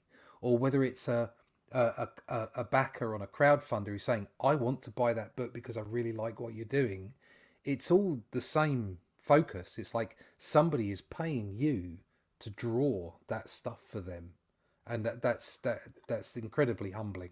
It really is. But it's part of the dream of drawing comics. So. Absolutely freaking awesome. Well, there's a bit more of intimacy when you think about it with comics, because you have the art on your hands, so you can see every detail. You get really close. You can see the pencil. You can see that sensation of movement that you cannot see on a screen. You cannot see, let's say, on a TV show. So that sensation obviously is way more profound, way more deep that you could ever get with other mediums. Yeah, yes, absolutely. That's the way I see it. Yeah, it is. It's a connection. It's communication, and it's also. I mean, this has been around for hundreds of thousands of years, but that's what they were drawing on cave walls. Comics have been here before anything else. It's strange, but yeah, some of the, I don't know how to say it on English, pinturas rupestres, the ones that you get on caves, the paintings on caves, they actually follow a plot. It's really... Yeah, they have a little story. Yeah, that's right, yeah. And that's, we've been storytellers our whole racial life. The whole, the life of the human race has been about, whether it's verbal or whether it's pictorial, it's been about telling stories. It's about imparting ideas, important things down to the next generation. Important things like justice. Important things like doing the right thing, looking up to your peers and seeing good in them. And that's a great point. Stuff that seems to be getting lost a lot of the time in modern stories. Yeah, people are forgetting the past is the foundation for the future. Also, there's a lot of written stories that people try to make into pictures, and this is not something new. This is something that we have seen for millennia at this point. We had with Gilgamesh written stories, but also you can find a lot of art for the Gilgamesh stories made by people that were a century later, that they were completely taken over the story and they just decided to make it graphic. Yeah, I mean, it is an incredible story. All of the Sumerian myths are. In fact, I used some of the Sumerian stuff in my Only Death Can Save Us books. I have a question for you, because I noticed this reading the book, that a lot of what isn't cool is just basically a prototype for Conan. But this is the thing that struck me the most.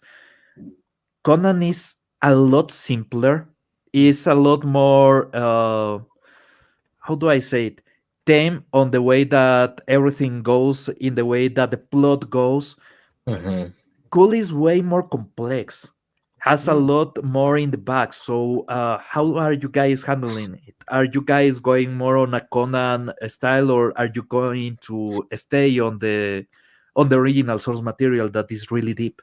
Oh no, we'll be sympathetic to the way that Robert E. Howard wanted the character to be. There is some of Howard in the character because he was a very deep man himself. He was also apparently some kind of boxer as well. He's really good at boxing. He wrote a lot of boxing stories. Yeah, and he wrote boxing stories as He wrote well. That's boxing right. stories, and he was also loved guns. Stories. They called him Two Gun Bob. The guy was all right. Cool. That was his nickname. That was his nickname. Yeah. So yeah, he knew how to fight. Do you know what I mean? He loved fighting. Yes. He wasn't just creative. There was something physical about him as well. Yeah. And you find that in the best storytellers. So you look at the comics and you look at people like Kirby and Kubert and what have you. They were in the war. Okay. They had life experience. Yep, that's right. They were providing that. Not necessarily literally in what they were doing, but it funneled through their creative process. And Howard was no different. He was a deep character, and some of that came through into Cull, and Cull is far more complex. So yeah, we will be keeping that as we move forward with the Atlantean. In the Shadow Kingdom, like I say, we followed the prose very closely. We wanted to keep as close as we possibly could. There's a lot of prose in the graphic novel, as in the sequential art aspect. Correct me if I'm wrong. The Shadow Kingdom is the first story, the only story for Cool, right? That's right. Yeah, it's the first full story, and I think it's the only long form story. Yeah. And now you're gonna follow that up after with the original story, the Atlantean. Man, that's cool. That's right, yeah. It shows you, and I like that you're not looking at this idea. Well, there's only this limited story. We're out of creativity, so we have to do things the way we want to just to justify continuing the story, which is absolutely crazy because there's a lot of characters. If you actually think about for more than a few minutes, you can find ways to work within the realms of character, and there's still several ways. I mean, like not like 2 ways, but like 5, 10, 15, 20 ways. You just have to really put your mind to it, and not to sound like Dr. Brown in the first Back to the Future, but if you really do put your mind to it, you can accomplish it. And there's even we're seeing it happen right now, obviously with Conan. Like you could say, "Oh no, everything's been done with Conan." And so like, no, if you actually like search for inspiration, there's always something that has been done, and you can always find a way to take something that has been done and put a twist or a spin on it and still be true to what came before. Once it just shows you gotta expand your mind. Yeah. Well, no, that definitely. happened for a time with Sherlock Holmes. Mm-hmm. It is basically public domain, so there's a lot of authors for new Sherlock Holmes stories, and at the beginning were really good. Then, well, yeah. But yeah, so it's the Shadow Kingdom itself is quite open ended. It leaves you with Cull and Brawl now aware completely of what's going on. So it's fertile ground for us to move on from there, and we'll be, Randy will be keeping the sensibilities of Robert E. Howard's view, original view of Cull and how he should be. Brawl will be there slapping him around, saying, "Go on, go and kill that," or, don't do this. He's not the same kind of thing as Conan. Like, if there's a girl in a bar, Conan's there. Do you know what I mean? Cull is not kind of Conan's like a horn that. dog. Yeah, Cull is not like that, but Brawl might be. Do you know what I mean? Brawl's a bit more of a brawler. So I think we can have some fun with that. the fun part is that Brawl speaks to Cool as Cool is the savage. He's always telling him that he's the savage. And then when the fight starts, basically Cool goes like, I will have this banquet for the priest, and we will try to tame this situation more diplomatically. And Cool is like, no, I'm storming the temple. I'm getting the jewel back. Yeah, I'm just going to chop these guys up. I'll see you in a minute. Yeah. But Cool is really intelligent on that, because the banquet actually helps Brule to get the... sorry, a bit of a spoiler for how old is this story? 1929, I think. So 95 years. Yeah, it's Okay, almost 100. So maybe it's not so much of a spoiler, but yeah. Well, now it is to me. Thanks, Pablo. It's surprising how few people have read Howard. So it's still, it's one of those. It's an adventure. You just enjoy it, and the thing about these kind of stories is they're rereadable. So it doesn't matter if you make a spoiler. If you enjoy the book, if you enjoy the comic. I think comics particularly are exceptionally. You can revisit them quite a lot, unlike films and what have you. Is you can revisit films. Then you can have your favorite films, of course you can. But I think comics are particularly good at being able to revisit them. I agree, especially once again with stuff like Conan. Like, I was rereading the newest issue from the Titan series, issue number 9, and there was things I noticed the second time that I didn't notice the first time. And it was not even like anything major; it's just smaller things within like what was said in the dialogue, smaller little happenings that was going on around the main characters. I'm like, oh, hey, I didn't pick up on that the first time, and it's nice when that happens. Did you notice the nod to the Schwarzenegger movie on issue 9? No, I didn't. But I'm gonna actually upload real quick before we bring it back to the Shadow Kingdom. Let's go to it right now. I actually have Conan number 9 pulled up. And yes, YouTube, I do own a copy of it. So there's your proof right here. It's in my hands. Conan the Barbarian number 9. So I literally got the receipt right there. So where is it, Pablo? I will scroll to it. Okay, it's not that big, but if you see, there's one of the symbols that is on the Temple of the Serpent on the Conan the Barbarian movie. Is it when they show Velucio? Yes. Okay, we're going to look. That's an incredible spread. Yeah. By the way, this Velucia is the same as the Velucia on Cool, or yeah, I think it is, but I'm not sure. They may well have messed up the timelines a little bit.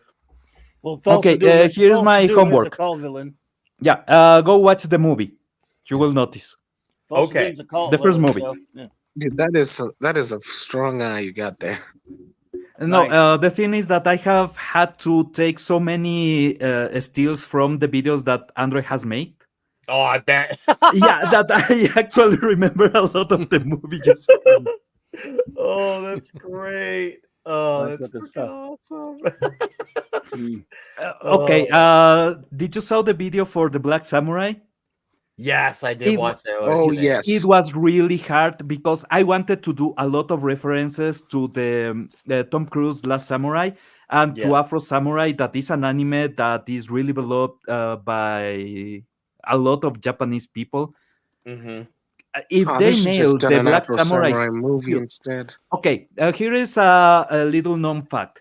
A lot of Westerners have had a lot of issues with the Tom Cruise movie, with The Last Samurai, because Yes, they they did. say it's too romantic and too pro-Westerners, and it deviates a lot from the story, and they really don't give the real ending and anything. The Japanese actually make a huge deal of going to watch that movie on theaters to this date. They love the movie. They have figures. They have a lot of memorabilia for that movie. So if Mm-hmm. they make the Black Samurai a really good movie, the Japanese will love it. And I don't mean if they are faithful to Japanese story, because the Japanese don't really like when Westerners try to do real Japanese story. They like Mm-hmm. our version of fantasy. So if they make something like Afro Samurai, the Mm-hmm. Japanese will love it. Maybe Westerners will hate it, but dude, Who who cares? There's cares? nothing wrong with authenticity. Our As long man as the here looks like he's Japanese got love some it, stuff to it's show great. off, and we're gonna let him. He's got. I think he's got a cover in his hand. He wants to show off. It So looks like the This- Conan movie adaptation. Remember? There's a by yeah. That's Buscema. the one. That's the one. Yeah, look at that. oh, John This is Yes. Buscema. such a damn. so good. What's stopping Right. us from dressing like that, man? Just go to the woods one day, just like The police, mostly the police, man. Oh, that's Nice. true. oh, that's good. I I love can that. I can show Although you it would some be of the, worth Well, it. show you some of the black and white if you want to see. Yes, by all means. I want to ask real quick, Russ. Have you Yeah, seen Bobby, the ask Robert question. Have you seen the Robert E. Howard film? I told them about it already. The Whole Wide World. Have you seen that? No, With Vince I've not. D'Onofrio No. playing Vince D'Onofrio, 1996. He plays Robert E. Howard. It's a wonderful, brilliantly filmed Right. movie that must for all Robert E. Howard fans. Okay. The whole D'Onofrio is wide world. brilliant. I love this art. I'll check it out. You should find that. It's great. Okay, Dude. that's the demon at the beginning. No, this is what this is these are flashbacks. It's where Brawl is talking to Cole. Oh, yeah. About The different, the old world. yeah, and the different demons that were banished that's from right, this realm. yeah, and how men fought back and had these wars with them, and then Yeah, but how they basically slithered into a sort of a situation where they started to control the affairs of man from the darkness, as it were. I still don't understand how they. Okay, there's a couple of things that they say on the story that points you to men were more savage, more powerful on that era. But if you see on the story proper, humans are quite weak compared to the demons. You see one demon and the rest are snake men, But there's a lot of us. That's the thing. I think it comes down to numbers. oh, And then just occasionally you have someone like Plus ingenuity. You have an Atlantean like Cull or Conan or a Pict like Brawl, and they're the leaders. yeah, the old races. Yeah. Hey, what's up, Jeremy Winfield? How you doing, man? Yes, our man here, Russ. He's got a very super sweet. Oh, dude, look! I love that. Dude. Nice. I know. Brule is on the background, right? On the previous one, Yeah, that's Brule right. was That's in the Brawl. background. Yeah. Yeah. Also, you made his design more of a barbarian for the pigs. Yeah, yeah. I mean, yeah. I mean, there's some interpretation there, of course. We wanted to make things fun. So, Well, it's a bit loose on the original story. It's a bit loose, so yeah, it can be. Yeah, that's right. Yeah. Keep in mind, guys, in the chat, there's 24 of you. Thank you for being here, by the way, and hanging out with us, geeking out over this. Campaign has 11 hours to go. He is at 228 backers, and he's at 10,655. So I love, once again, I'm going to be that guy. I'm going to brag. If we could get him to 10,700, that'd be freaking awesome. And to the two who backed it tonight on the stream, thank you again, by the way, Thank for you. doing so. Thank you so much to anybody who's listening, anyone who's streamed with me, anyone who's retweeted, shared, just anything. Thank you for the support. It's great. It's a great thing to have all these people that are so interested in comic books and prepared to put their money down. Hell yeah, man! I was just glad we're able to get to. I'm like, oh man, he's probably gonna be hard to get a hold of after doing the stream with Razor. He's probably gonna be slammed. But I was like, oh please, I hope he gets this. I hope he gets this. So I was just like, yes, hell I'm yeah. just not that popular. Like a little schoolgirl praying. So okay, I had to bring not only this issue up, not just because of the quality of the story, and obviously Dilatory's back on art. But I felt like the timeliness of this issue had to have taken you aback a little. And you're probably like, oh, hey, that's funny how that worked. I think I'm assuming you know where I'm alluding to with this. I remember thinking because I remember reading this issue. I think it was a few days after the stream where I discovered you. I'm like, hold up.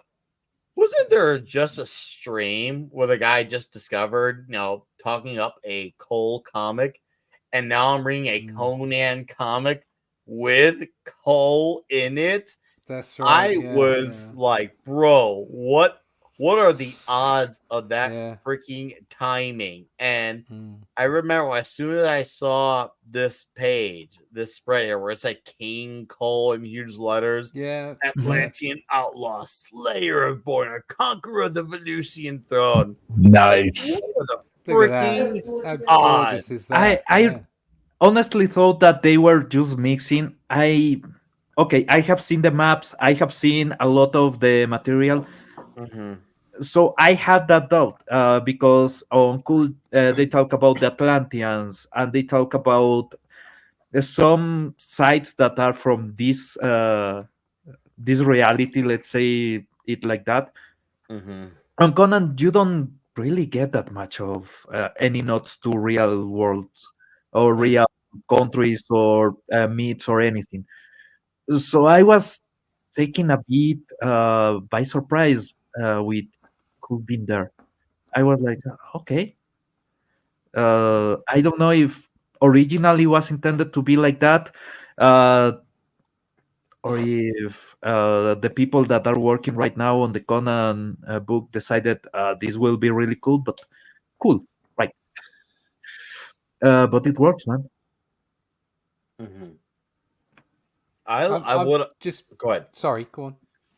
I was just gonna say, I like how in this issue, it's the first issue of this current run where you actually see Conan really struggle because he's had some confrontations, but this is the one where he truly gets tested, and it's a really good fight between him and Cole. It's a really good fight. I'm like, dude, this is a really even-handed fight, and Cole kind of mocks him at times for it. I was just like, holy crap.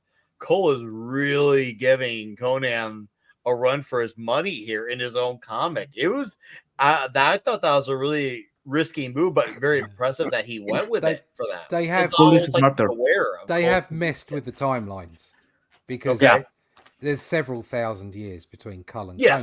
Yes. And they're doing some jiggery pokery there, but it's comics. At the end of the day, you got to have fun with it. Beautiful art, by the way. I mean, look at this. It's just fabulous stuff. He really is channeling John Buscema here.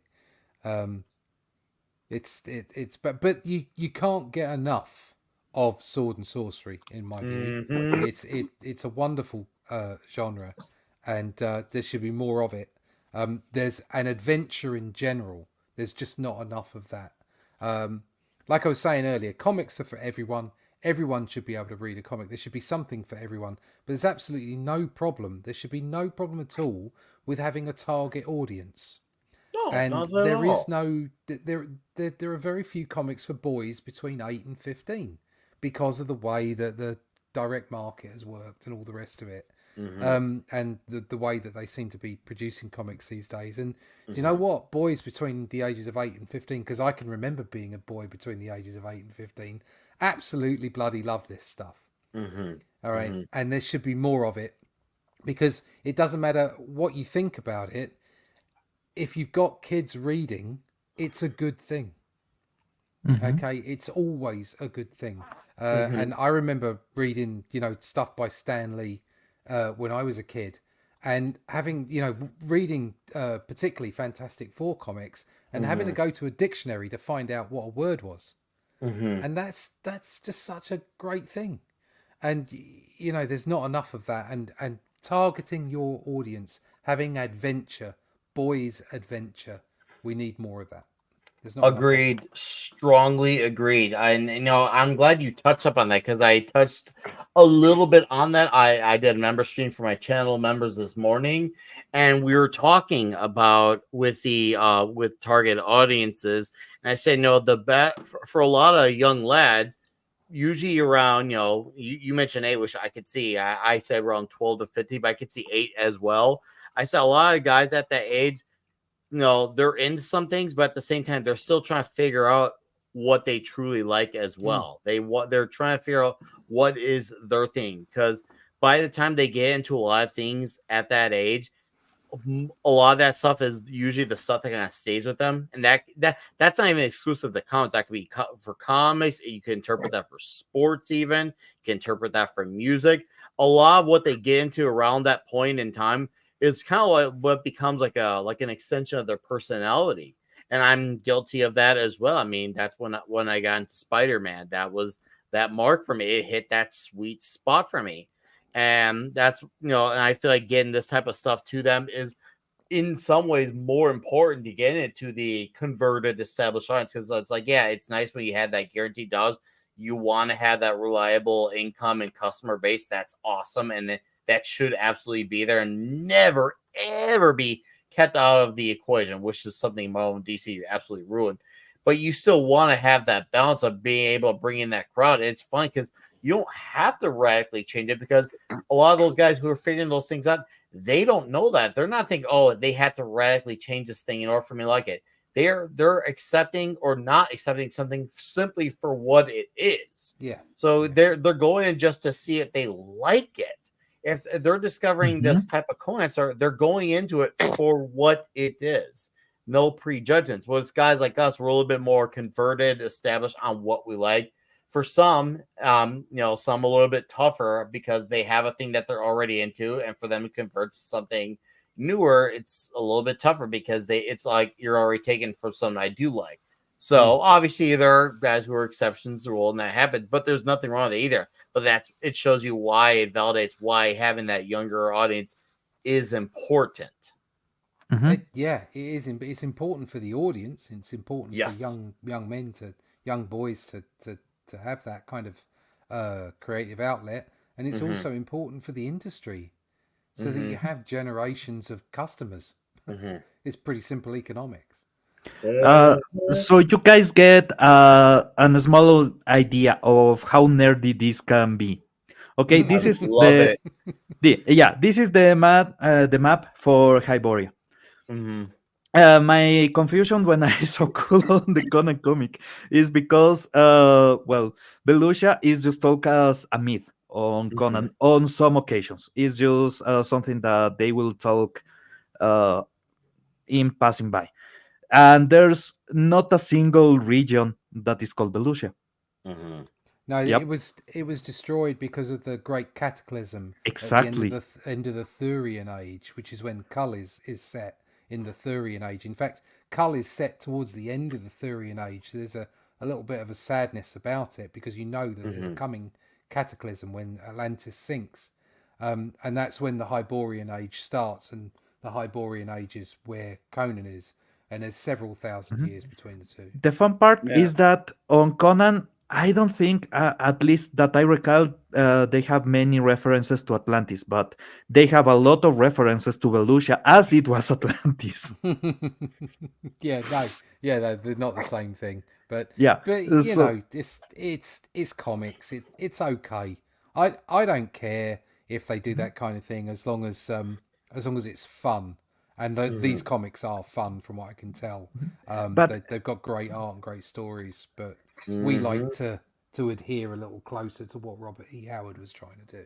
it's something that I was saying the other day when we were reviewing the comic proper for Conan, that they are taking some liberties and they are adding stuff. They are not being completely true to the source material. But at this point, after reading what I have read, the 9 issues, it doesn't really matter. No, it's fun. Yeah, hell, yeah. And It's exactly... it leaves it from a purely selfish perspective. It leaves it open. It means that we can do something that's more, that's closer to the Robert E. Howard original, and we've got our own identity from that. You can't just say, "Oh, you're just doing what those guys are doing over there." No, we're doing something different, but it's still from the same stable. No, it's wonderful to see. It's wonderful to have. And B. Marte comes in with a super check for $20. Woo! $20. Thank you, B. Marte, sir. I hope you're having a good Friday night. Thank you for dropping a 20. And he says nothing. He drops a 20. That's all he wrote. And man, that's crazy. Like That's a literally all he boss. wrote. That is a freaking elephant. That's something Cole would do. If Cole were alive this day, he would just drop a 20 and not even say a damn need to say word. Cole never needs to say anything. I can't not respect that. Seriously, thank you, B. Marte. That is very generous for you. Thank you for listening. Thank you for being such a frequent contributor to these streams. I greatly appreciate it, sir. This one's to you. Salud. Oh, hell yeah. Feeling pretty damn good right now. So it's really nice. It's really nice. All right. So let's bring back the screen, because I love that. No record kept. I was like, bro. What? Well, there's a screen to bring back. I know. It's a second away from dropping off of the panel and beating you with it. Pablo and Russ were exchanging. I'm like, oh, this gives me an opportunity to just bring it back on this part. I was like, wow, it's really damn good. I felt the brutality right then and there with this moment. Once again, it's the first issue, and like Vulcan, it may be my favorite new issue of the series so far, but you really do feel the impact of this issue, because Conan is being tested like not before prior to this issue. And it's like, damn, dude, Cole almost just bested you. And the fact that Brule had to get involved before it could have gotten any worse. And we don't know where it could have gone. He was a very even match. It felt as 50-50 as an issue could have gotten. And it felt actually genuine about that 50-50. I was like, wow. Yeah. Damn. They are making me wonder how are they getting into the Iron Crown, and because the timeline is no change. So a lot of the adventures that are supposed to be one-offs are kind of being canonized, and some new adventures are being added. At one point, Conan needs to get to the Iron Crown. He needs to become the king. How? I'm actually interested. I'm actually wondering from a perspective, but I want to know what's next. I wonder. I straight up wonder. And I wonder if it's something he's going to hold off on until later on, or if he's going to get it earlier on. Because I know Zub would say his ideal goal was to at least get 50 issues out of it. And It seems like there's still buzz, there's still interest, there's still people talking about it. Obviously, we're talking about it, obviously. So it seems like the genuine interest is there, and that's a good thing. And it's clearly people want. Once again, it shows you there's people want good stories, and people are obviously responding to good stories. And it seems like right now, it seems like Conan, obviously, in general, seems to be in a property where, as far as comics, video games, and obviously, I know there's like Blu-ray 4K reissues coming out of the all movies. It seems like right now, it seems like a lot of these properties are actually in better hands compared to most old school IPs, whereas most school IPs are getting butchered like it's no tomorrow. It seems to be that the Robert E. Howard stuff seems to be a little bit more protected, which is good because it gives right now. This is a good opportunity right now more than ever for all the things that are getting burned down. This is for them to capitalize. But you know what? If these people are going to get satisfactory stuff, we'll do it ourselves, and we're going to bring it to you, just like you are, Russ, with Cole. Yeah, this is the golden It's age the time. to do Yeah, this. This is the it is. time. And This I is the thought, time. okay. I thought about this. There's a lot of talks about how Henry Cavill should be Conan. I disagree. Henry Cavill is too pretty face to be Conan. Yeah, way too But clean. to be cool, he will nail that. He has the body, he has the face. You just need a good team, and that will be a movie that, even a series. Make it a series, make it longer so you can have a lot of extra stuff. I'm Yeah, down. well, maybe they should follow our lead. You know, and go look. Yeah, at the Lizard Men, follow, you know. lead by example. Yeah. All right, and Jeremy Winfield has become a channel member. Hell yeah, guys! Check you out. Jeremy Winfield has become a balls to the wall member.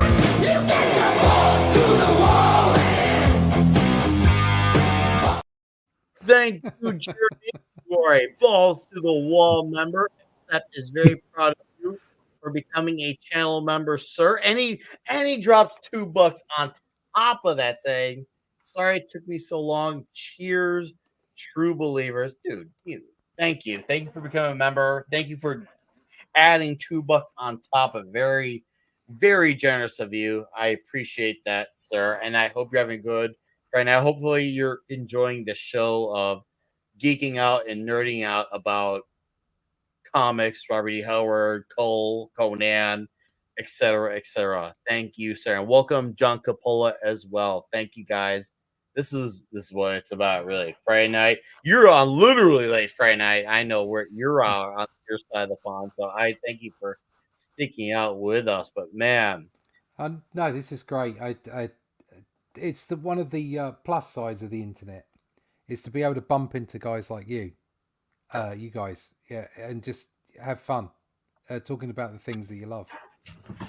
Well, Russ, one thing I do got to say, because it sounds like you have a background in graphic design, going back to your background, your history, your origin story, as it were. I just love saying that with other people. Your origin story. No, was written by a radioactive artist. Yeah, exactly. No, because it sounds, oddly similar to mine, because, I'm here in this shop where I'm at right now, and I'm a graphic designer. And, many years ago, I wanted to break into comics too, right? Where I was just hanging out with a bunch of guys making fanzines. And, you put it aside because, work and life and, and then, having kids and family and stuff like that. Yeah. And you're concentrating on that. And, just recently over the past few years, thanks to people like Nick and Klobby on top of that, because I found Klobby first, that just reignited this passion for comics again. And, I'm training up with someone myself and wanting to draw again, because it's just getting back to something fun that you wanted to do. Yeah. It's I gotta, it is. And comics don't leave you. No, they don't, and I just want to say thanks for what you're doing here, because Yeah, because it's nice when you find somebody else whose whose origin story is It's similar. where it's similar, and it's yeah. like, wow, you're already doing this, and this is where I'm hoping that I'm going to end up, right? Yeah, because definitely, it's never too late. It's never, Yeah. you're never too old. I mean, I am getting ancient now, and you know, I don't know, dude. I feel like that myself. I started the comics in 2010, so that's 14 years. Actually, 14 years is the longest career I've had.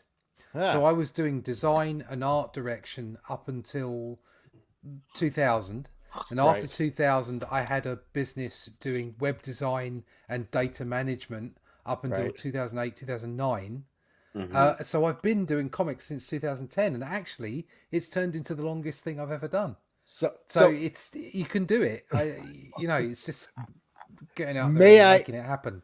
May I ask, not to be rude or anything like that, how old are you? Oh, my mother used to say to me, I'm a little bit older than my tongue and not quite as old as my teeth. And I never understood what that meant, and I still don't. I'm past 55. Put it that way. Okay, fine, because I'm 52, right? So right, okay, I'm like, there you go. Yeah, I'm like, great, fantastic. I don't mind admitting that, right? Because somebody told me once, like, for example, Jack, the King Kirby. I mean, he was like around in his mid 40s when he really took this whole, comic career seriously.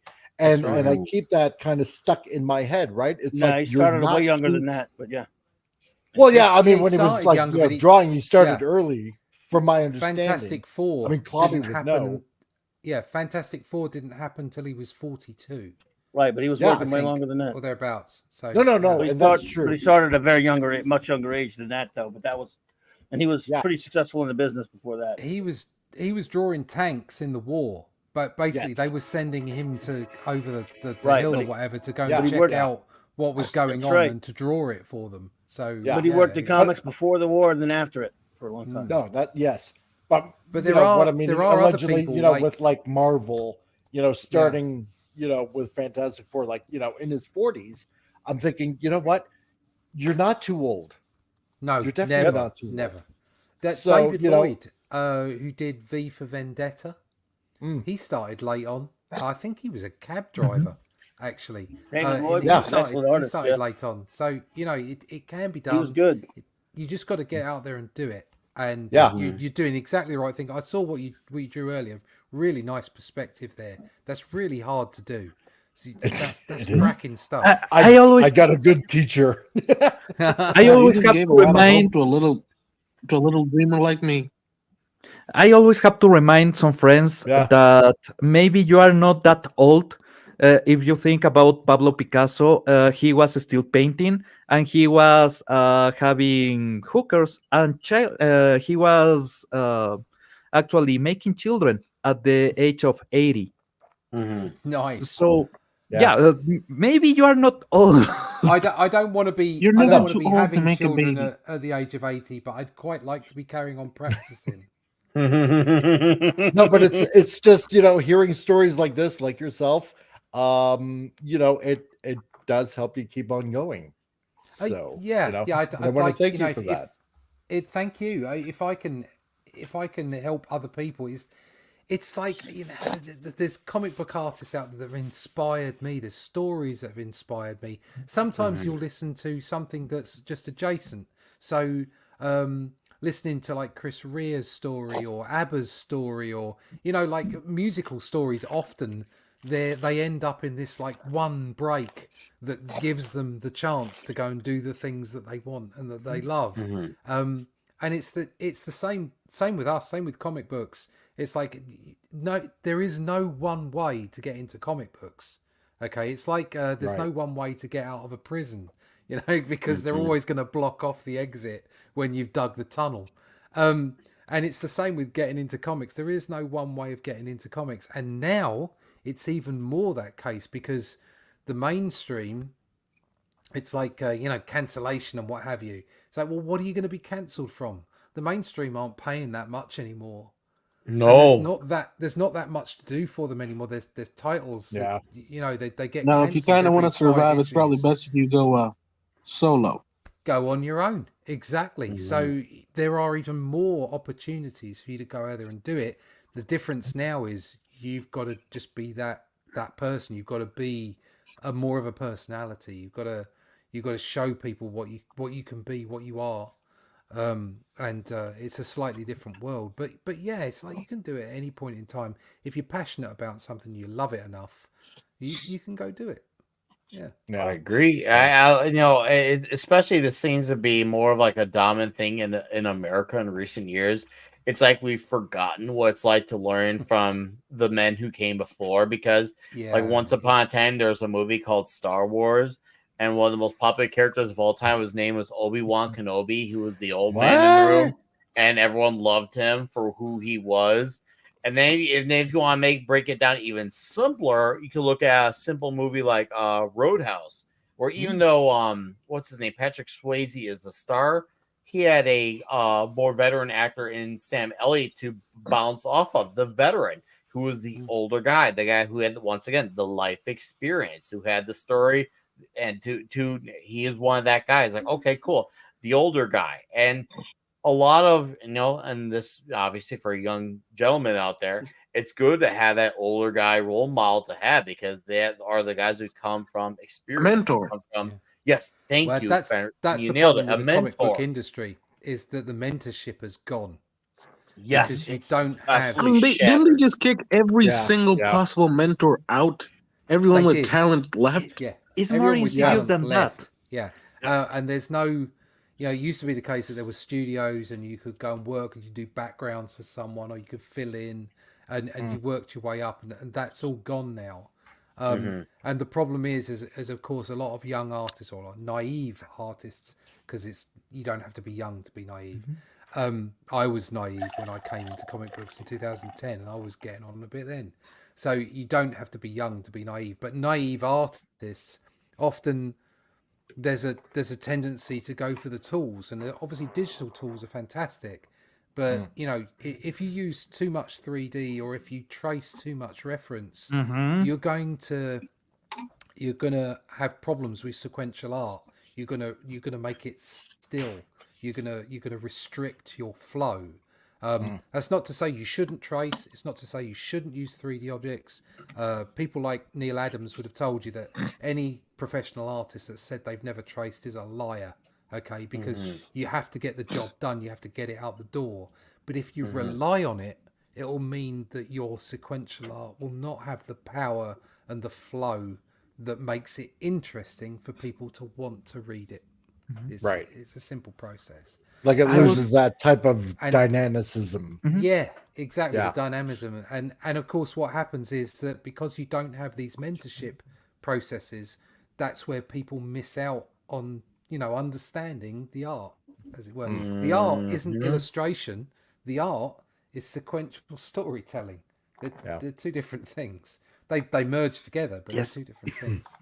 I will say, and this is for even manga, it's better if you have, let's say, pre-made backgrounds, but you are doing the characters panel by panel, and you are actually making really, really good, because backgrounds, for example, is really time consuming. It's really hard, and you need to have somebody that actually take care of a lot of what's going on the background, because you need to nail the focus of the page. You need to nail the character. You need to nail the movement, the sequence. You need to have an actual way to express every single movement. That's something that Ditko was doing really, really good on Spider-Man at the end. Yeah, he was. Yeah, But, these guys knew what they were doing. At the same time, I do agree with you that that's where your focus should be.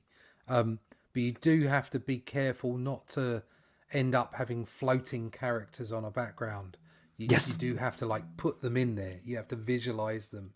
When I was in my previous careers, one of the things I used to do was layouts before iMacs, before Macintosh and Apple computers. We used to we didn't have Cintiq screens that we used to draw onto. We actually had pieces of layout paper, and we used to have to lay out all the products. So I used to be involved in marketing and retail brochures, and I used to have to draw a product into the boxes, lay down the text, and then go to the photography studio and art direct how I would want the shots to be produced. But it's amazing how much, because I used to go through different sections within the client that I had, I could draw anything from a toaster to a chair to a sunbed to a kettle to a set of chairs out in the garden or whatever. And what that created was actually a library of stuff in my head, and a library of ways that people would interact with products, real things, three-dimensional items. And that's important for you to have as a comic book artist as well. So even though I wasn't drawing comics at the time, actually that was quite a good prelim, you know, a good mentorship program almost, because I didn't have that mentorship program. It was a kind of a good way of understanding three-dimensionality and a library of items in my head, so that I could produce them in a comic book environment. So you have to have those libraries in your head. You have to have that experience, and that's why so many of the artists we look up to are so good, because their life experience and the things that they came across and the libraries that they had in their head were all compacted when a lot of them went through the war and stuff like that. Yep. So that there was so much that they could draw from real experience. I strongly agree, because it wasn't just about like the bombs and the horrific things, but it was also about the bonds that they formed along the way, the interactions with going out the way. It was about the sightseeing along the way. It was so much more than just the war and all the terrors that come with it, but it was also about the human interaction that they had along the way, which is something that doesn't get covered enough well, is that human interaction and what those memories that you carry. Because for some of those guys, like, they're going to affiliate a lot of that stuff with them for the rest of their life. So they're going to harken back to that. Yes, thank you, Jeremy. Band of Birds captured all this, and it did. It absolutely did. Yeah. It's not just about the visuals; it's about the story as well, and about human interaction. But and unfortunately, what a lot of young people are missing is the humor interaction aspect. Yes, because it's all about social media or dating apps or whatever. You know, like I'm gonna be honest. We are living in one of the saddest eras. It's also a bit of the hiring practices. If you think you see what they are asking for, they are asking for people that are not really into the franchise that they are taking over, but also people that don't really know about the medium. If you think about the artists on the 90s, on the 80s, they were talking that their inspiration was Ditko, was Buscema, was you need to have another thing in mind. Conway, Wolfman. So yeah, exactly. That's Andrew. Obviously Kirby. It was people that they knew the artist, they knew the technique, not because they were studying for that. There was not a college course for comic writing or for comic art. No. It was they were following the artist, and they were trying to match the quality of the art. Then you go to the 90s to the 2000s, and the story is always the same. No, I was a loner, so I was drawing on my notebook, and I didn't really like comics because we are too mainstream. Okay, you are hired. For what? He was not reading comics. He accepted that he knows nothing about the market. He knows how to draw, but you can be a painter, you can be an illustrator and get money in that field.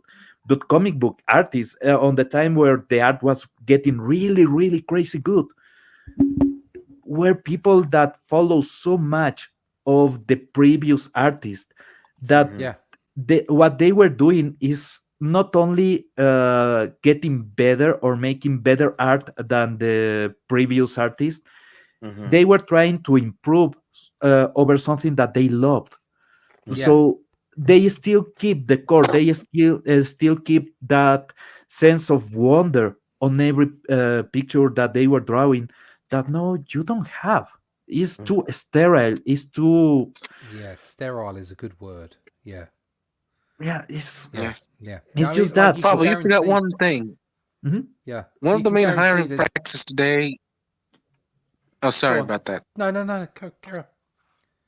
It's just that one of the main practices today, and I feel this is a very important thing, is they specifically concentrate on hiring people that can't escape, that that can't live, just abandon the mortal coil for 1 second and imagine a different world that is not our own. Well, They're not there's that taught to think concept. that way. There's that terrible concept that trauma makes you an artist, and trauma only makes you a person with a lot of mental difficulties. To be honest, it's not trauma what makes you an artist. It's solving That is that true. trauma, getting over that trauma that makes you an artist because you found a way to channelize everything that you had inside. For example, Kirby, all the stuff that he lived was channeled through his drawings, and his drawings were crazy amazing Yeah, I mean, you look because at of that. Kirby.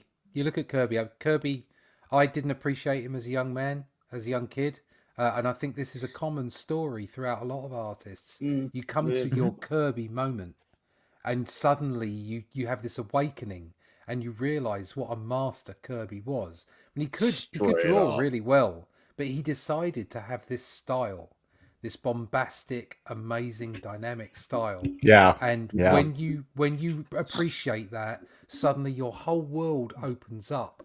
So I can appreciate somebody like Neil Adams, okay, who is closer to John Buscema than he is to Jack Kirby, okay. But I can also appreciate someone like Mike Mignola or Kevin O'Neill, Yes. who are the other end of the spectrum.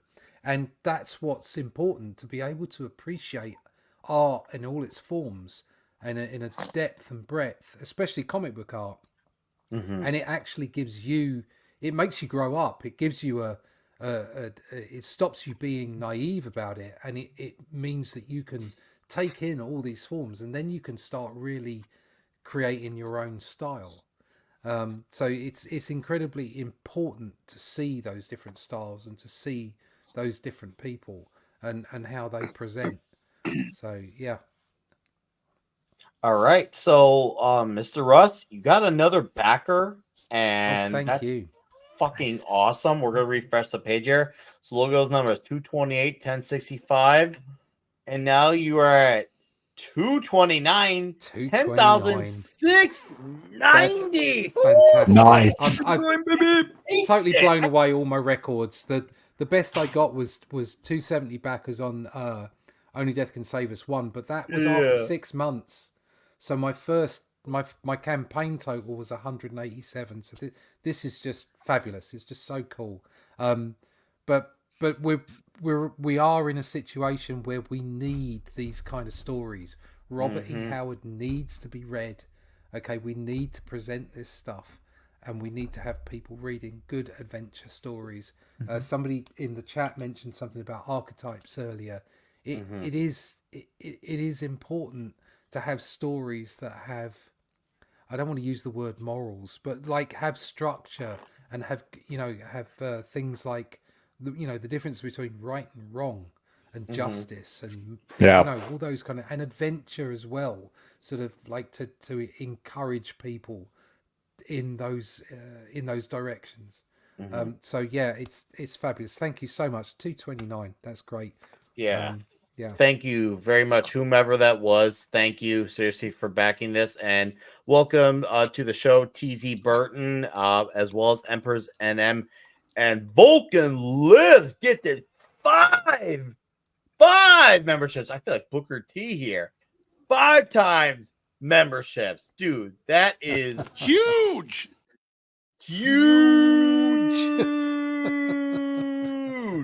So huge. Amazingly huge. The funny part is Putin's cat has been begging for Get the membership.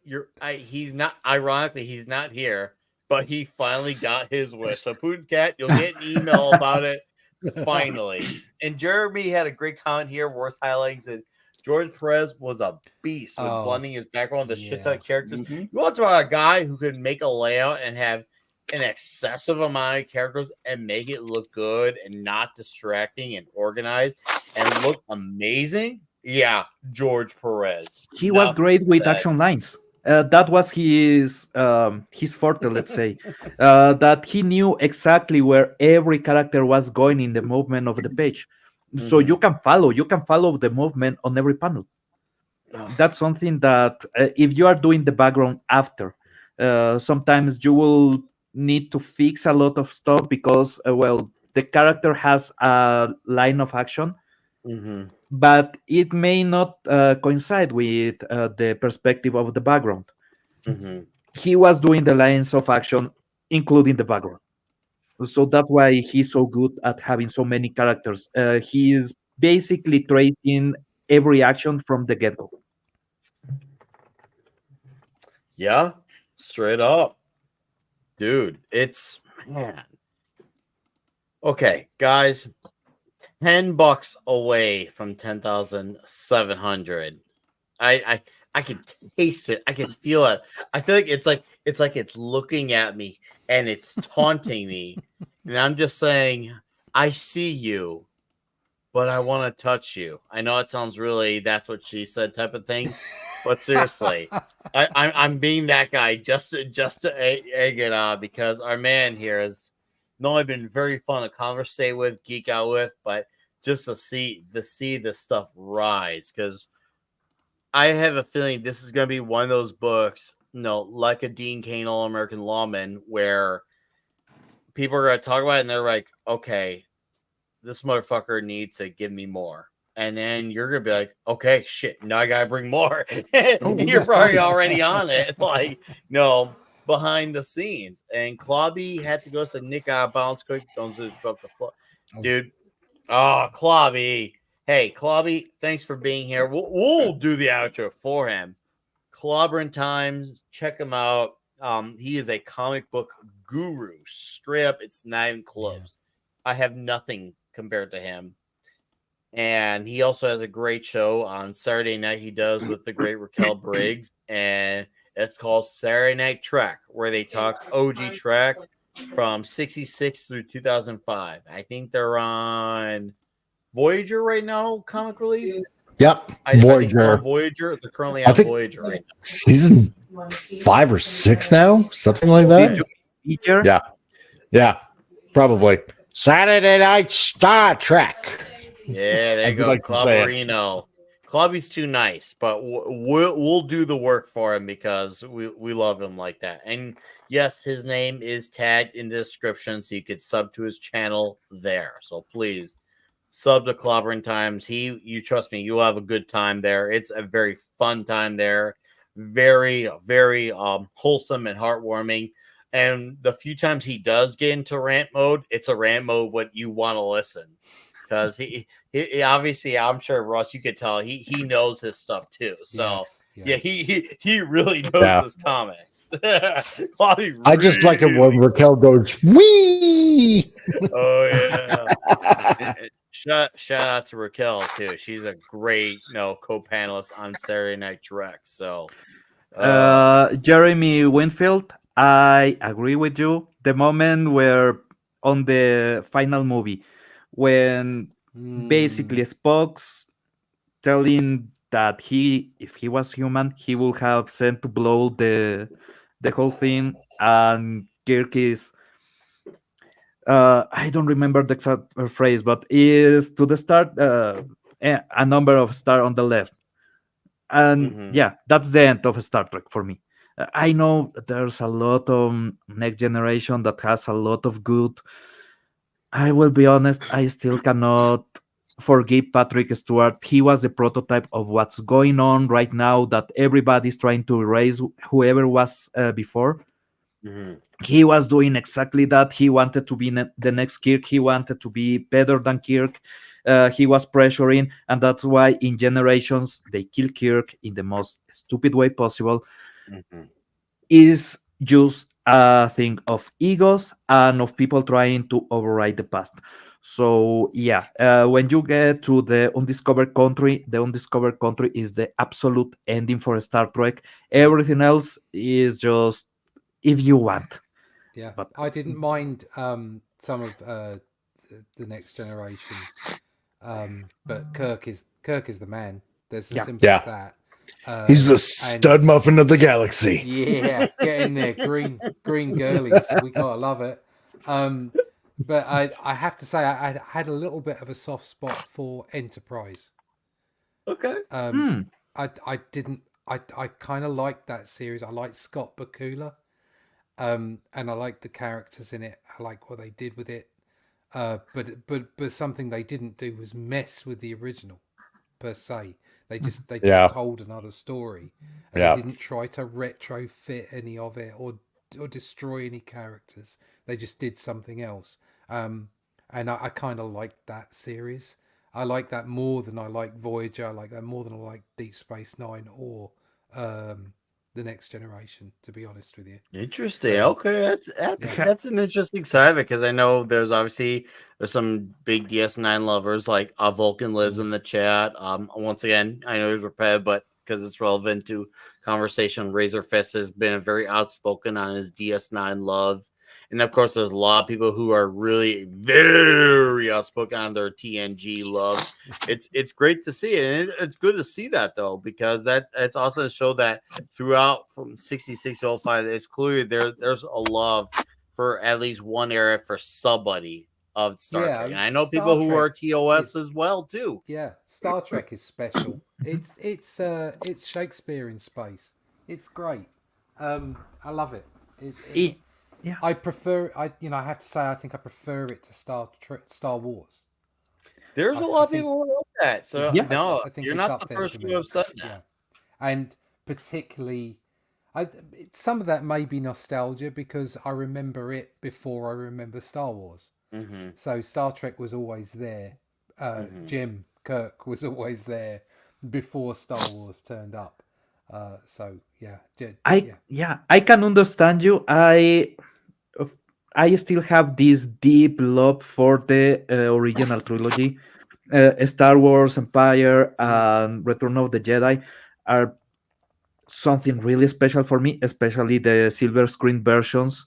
If you can, I'm just saying this for the chat. If you can get, there's already the 4K completed for Star Wars and for Return of the Jedi.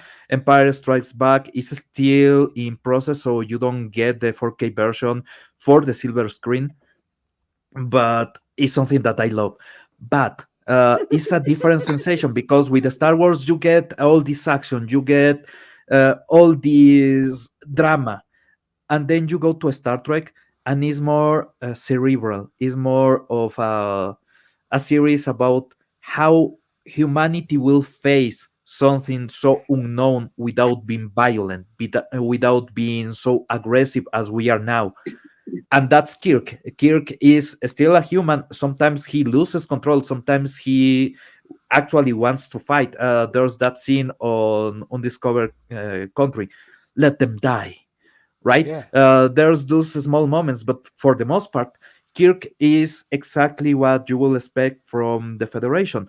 Is Kirk is somebody that, human. yeah, is somebody that will just take a moment, get that a sensation of okay, maybe I'm out of control, I need to hear somebody else. So he will go to Spock and he will go to Bones, Yeah, and he will have that discussion and finally get into what's going on really on his mind, because he's still trying to process everything.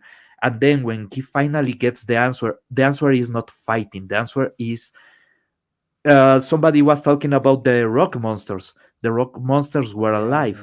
yeah. So you have to understand that it's a life form so complicated and so different than yours that maybe, just Yeah. maybe, instead of trying to destroy them or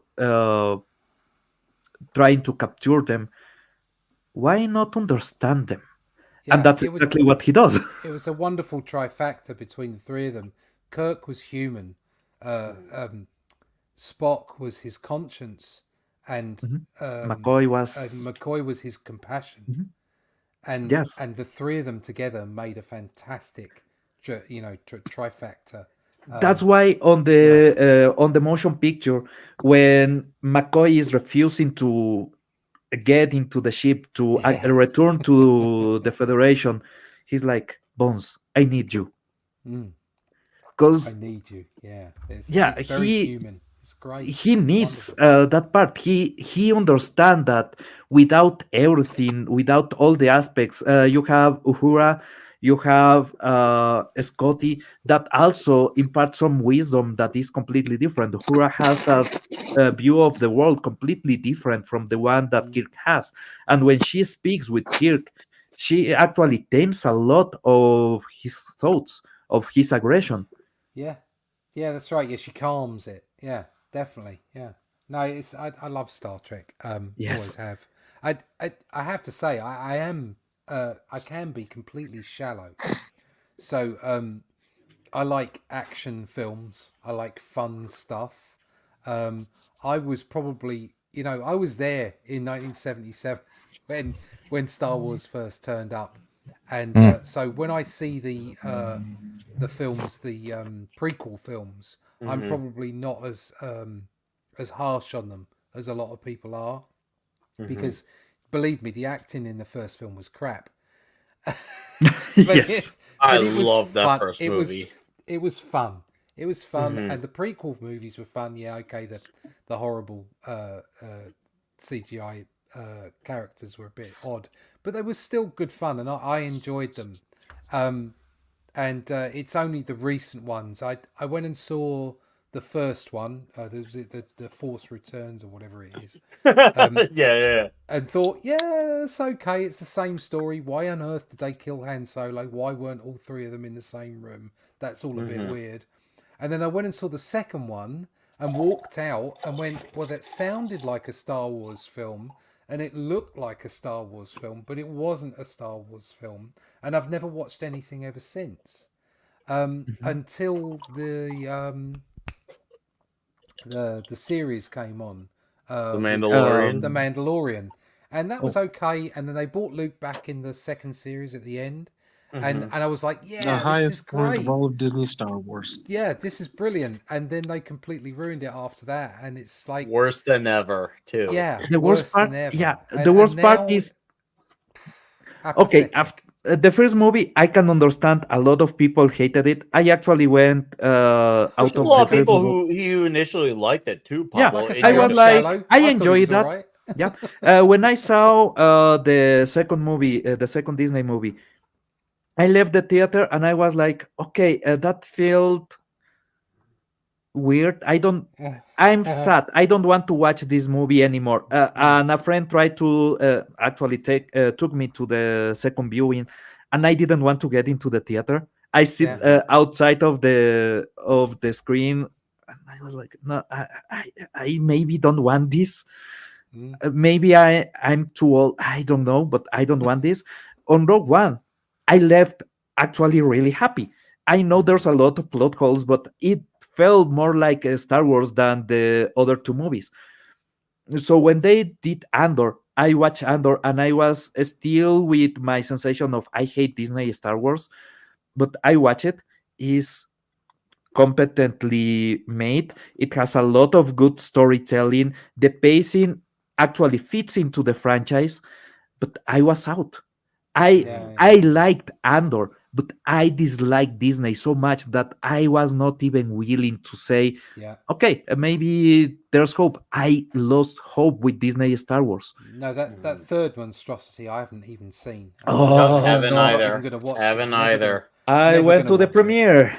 It was painful, And really it's- painful. It's just You fool. Unfortunately, that there's a lot of the things that we've loved as kids and growing up, they've been destroyed, and it's Isn't there terribly a study sad. proving that even the younger generations today just don't care anymore about the old franchises because they've just been And why should they? so royally freaked? Yeah, but why should they? Yeah, they shouldn't. That's the problem with Hollywood. It's and in entertainment in general is that there's no balls in it. Like, Nope. let's get into the brass tacks of it. Okay, we talk about people having gender swaps and this and that and ideology, and it's like, no, you could do all of that and more and keep the original stuff and have a massive audience, but they choose not to because they've Yeah. got no guts. Okay, Yep. it's all they don't do anything original. It's all like, oh, let's build on something that's 20 years old because we know there's an audience, except we're going to screw it up monumentally.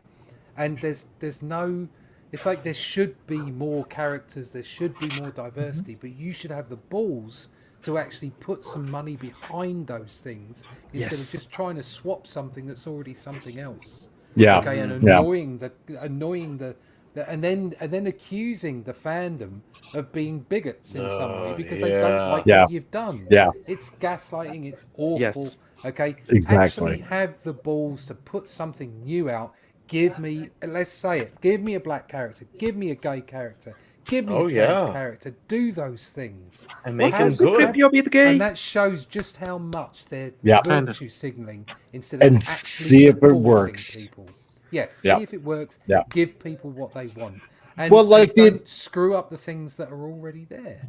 Yeah, because it's like the analogy that I like to use. It's like, you say you have a shelf full of collectibles and you have that one annoying nephew that comes over that wants to play with your stuff. And no matter how much you tell him to be careful with that stuff, you leave the room for 1 minute, and next thing you know, all your stuff that you cared about is destroyed. And Oh, and God, then I've you're been like, there. what And happened?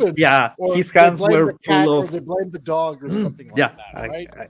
I have lived that. But what you were saying about being ballsy is something that maybe anime understands better. I Yes. still come with this example, Gurren Lagann. You have two main characters that basically are the core of the dynamic at the beginning of the show. That is Simon, that is the kid, that is naive and is a coward. And you have Kamina, that is the guy that will fight everybody and is really strong and is the crazy one that is taking humanity to recovering the planet. And Oh then man, in one Kamina's death episode, hurts so much. Kamina dies. And it's not something like he has a Wait, what? successor or anything. They just kill Kamina. And then the show goes into this depressive state of everything is absolutely lost. And you feel that. It's the same that you feel when Luke Skywalker dies. But then they have Simon becoming slowly the core of the hope. And he starts to take a lot of what Kamina was. He starts to become a man and fighting aggressively and understanding that maybe the only one that is standing between the worst that could happen and a bright future is the one Great, that is willing Pablo. to throw the punch. It's another spoiler, Pablo. Thank you. All right, so we're gonna plug Pablo out, I'm joking. plug him out, and then we're gonna acknowledge some of the great comments as well in the chat, along with a huge accomplishment for our man Russ here. So Fenrir, final thoughts before you're out the door. Wow, this comic looks absolutely fantastic. I love the art, and from what I'm getting, the story is just freaking great. So I can't wait for when I get enough money to buy it, because right now I am broke. I am honestly super duper broke. I am more broke than Celine Dion. I should teach you how to play Magic the Gathering. That won't solve it, but hey. But like I say, there's going to be some more available on arrow.store, arrowcomics.store. Thank you. So Thank you. And sir, it was an honor to speak with you.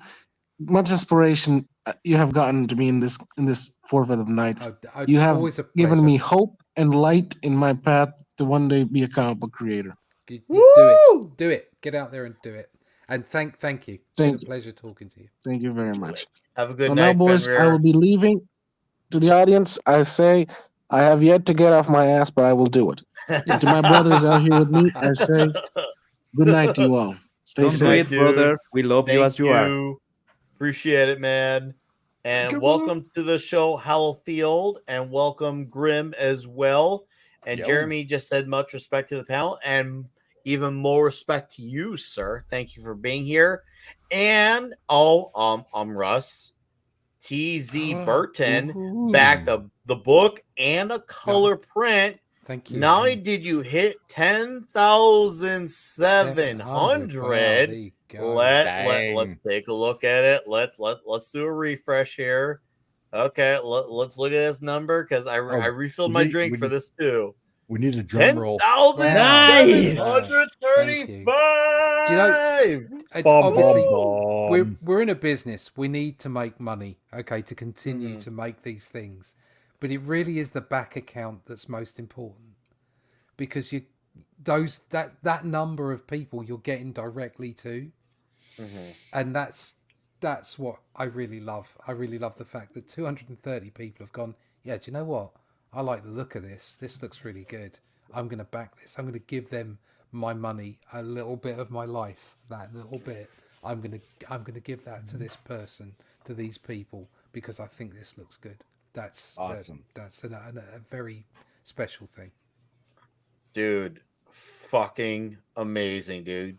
You hit it with 10 hours left to spare too. You might even hit 800 like by the time you wake up come morning. Yeah, let's see what happens. I'm just so pleased with the way this has gone. And we do have, like I say, we've got a contract with a publisher in Brazil. Who want to put it into Portuguese, so they're going to translate it into Portuguese. So the fact that I'd have it in another language as well is just mind blowing, dude. Next. Oh yeah, right. Imagine you get this on Spanish because Pablo here, he's in Ecuador. So yeah. By the way, since I'm in Ecuador, I feel obligated to say this. Sorry, Mexico, my president is an asshole. But no, I mean seriously. There's a lot of people, for example, in the community where I play Magic the Gathering, that are really deep into fantasy. They like Dungeons and Dragons. They like Conan. They like really old school fantasy. So those are the kind of people that will be really willing to spend money on this kind of story because it connects with them. It gets to them. So but even the ones that play Magic the Gathering and play with cards on English, they have some difficulties with English, to be honest. So having a version in Spanish that you can sell here, it will be absolutely awesome. And I am not saying it will be a huge influx of customers, but there will be customers, and those customers will bring more customers. So no, I think there's like we've seen Conan over in Titan, and they're also doing a Savage Sword of Conan, aren't they? Every other month with a black and white interior with Solomon Kane. I think Patch Searcher. Yeah. And they're doing Cull, and so it's great. And then you've got Jimmy Reyes doing Dragon's Age, is it? And you've got RJ, the Fourth Age, doing Crom, like his own version of Conan. So there is stuff out there. There's great stuff out there, independent stuff as well as representations of Robert E. Howard. And I actually think that adventure, sword and sorcery, that kind of stuff, that's the next big thing. I think that's where people are going to find solace, because it will be awesome. It's escapism, and that's what people need. They don't need to be hit over the head every time they read something. The Marvel writers have got this wrong about Stan Lee looking at the world outside your window. What he meant was that the stories and the characters would be relatable. They wouldn't be in some far off weird environment where you couldn't relate to them. They would be like the world outside your window. He didn't mean exactly you've got to have all the politics and the talking points and the current culture and everything going into your story. What he meant was they should be representational. You should be able to connect with those characters, and we're losing that in comics. Certainly in corporate comics, we've lost that to a large degree. People want escapism. especially when they don't have a lot of money, especially when the economy's rubbish, especially when they don't know what the world is going to do. They need some escapism to enjoy themselves. And not be hit over the head with some talking point every 5 minutes instead of just Yeah, saying, "Oh, especially here's a sword, here's a big snake, here's a gem, Exactly. here's a woman, here's a guy. Let's go out and do it." Like it's just, people need to enjoy themselves. No, we need it now more than ever. And I think another thing that Sword and Sorcery has an advantage of is being in the past, because when you look at a lot of the older great stories, and this is even if you take out the societal or political discourse of current year, even if you take out of the equation, there's a whole other problem that current year storytelling hurts is modern technology, because there's a lot of storylines you could solve simpler because of modern technology, and I think that takes away from the convenience or lack thereof of a story. Like there's things you could solve easier because, well, a cell phone and maps and endless surveillance everywhere. And back then, you actually had to really think about things, put things together manually to get things going to, track someone down. Nowadays, everything is so digitally attached to a point where you take away a lot of that suspense of what would be a suspenseful story, or even a longer, not dragged out, but a story they could definitely put more story into it, because nowadays everything is brought down so simpler. So even the current culture of the digital age can hurt a lot of those aspects as well. That's right. That's why Sword and Sorcery is great fun, where you put things in an age. You put things in like the Thurian or the Hyborian age, when effectively it's prehistory. You can do what you want. You can have fun with it, and like you say, a mobile phone isn't going to fix it. Only going and doing things, and having adventures, that's going to fix stuff. And you connect with people in that way. You connect with people in a very human way, because you're getting rid of all the technology, and that's why those stories connect with people. That's why Robert E. Howard's stories continue to connect with people. Yeah. Well, just think about so many stories that could have ended with the guy picked the phone, dialed, and that's it. Yeah. It's all over. No, so any final thoughts you want to say about this comic book? Like between this and this whole campaign, you're at the 10-hour mark. This had to have been like, it's clear that, judging by your expressions and obviously your enthusiasm, this went way beyond what you thought was going to be possible. And it shows this went way beyond, and I'm happy for you. And we got more eyes on the book too, which is that's a joy. And I have a feeling that people are gonna be joyed, and then we could talk about in here. I'm sure we'll there'll be an episode talking about this comic when it comes out, and hopefully this will be the first of a few shows that having you come on here and geeking out even more. Yeah, I'd love to come back on it. I've had great fun. You guys are great. It's been really good fun. I think that through the process of making the book, I fell in love with Sword and Sorcery again, and found that I wanted to do more. And I approached Randy and just said, "You have to write more stories, because this is what I want to do."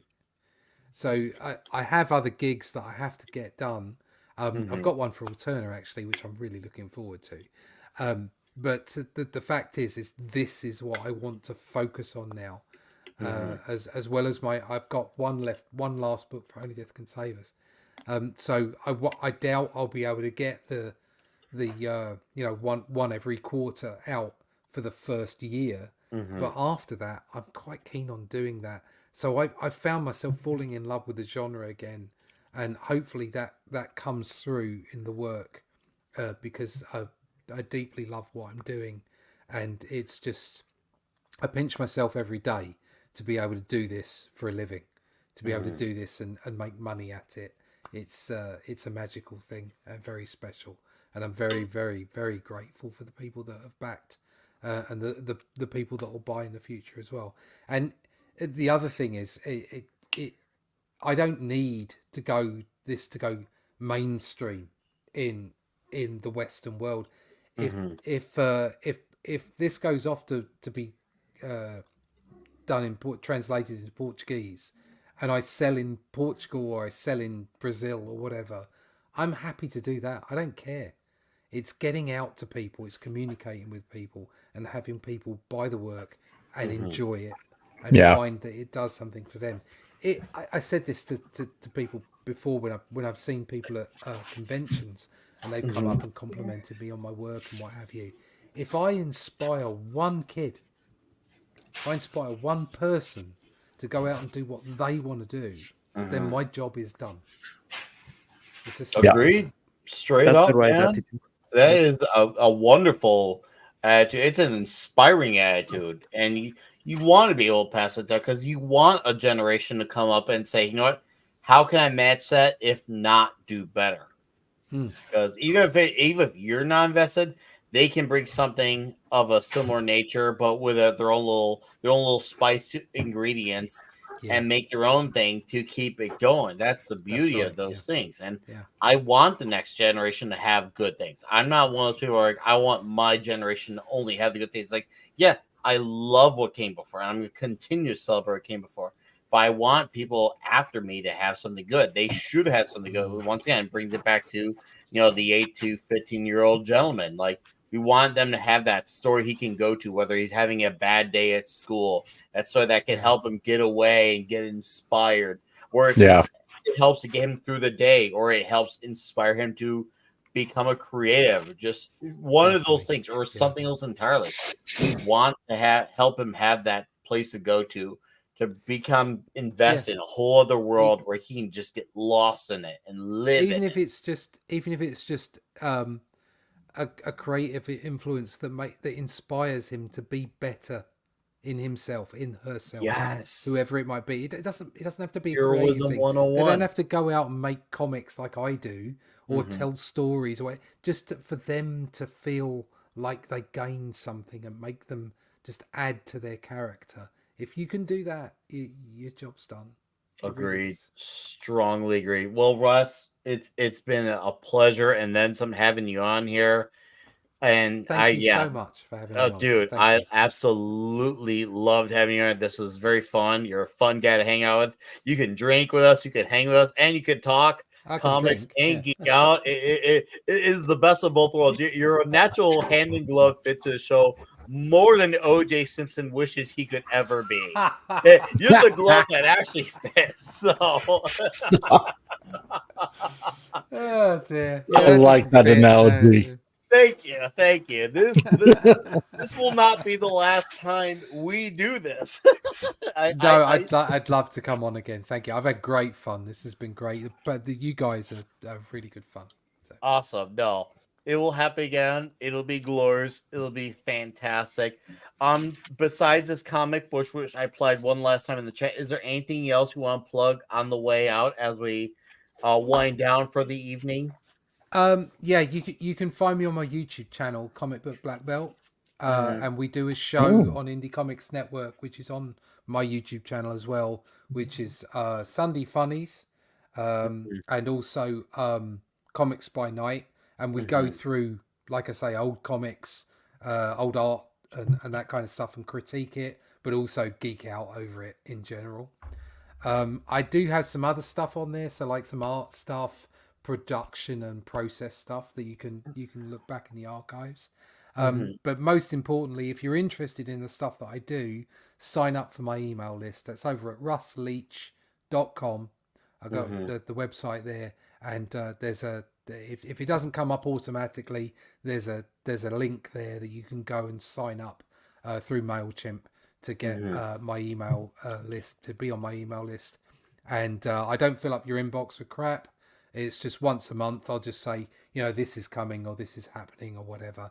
And if there's a campaign, there might be a few more emails. But other than that, I'll leave you guys alone.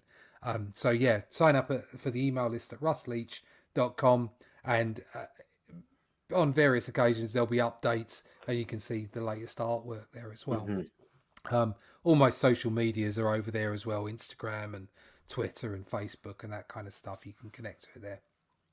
Hell yeah, man. Thanks for being here, dude. I loved hanging out with you. Love chatting with you.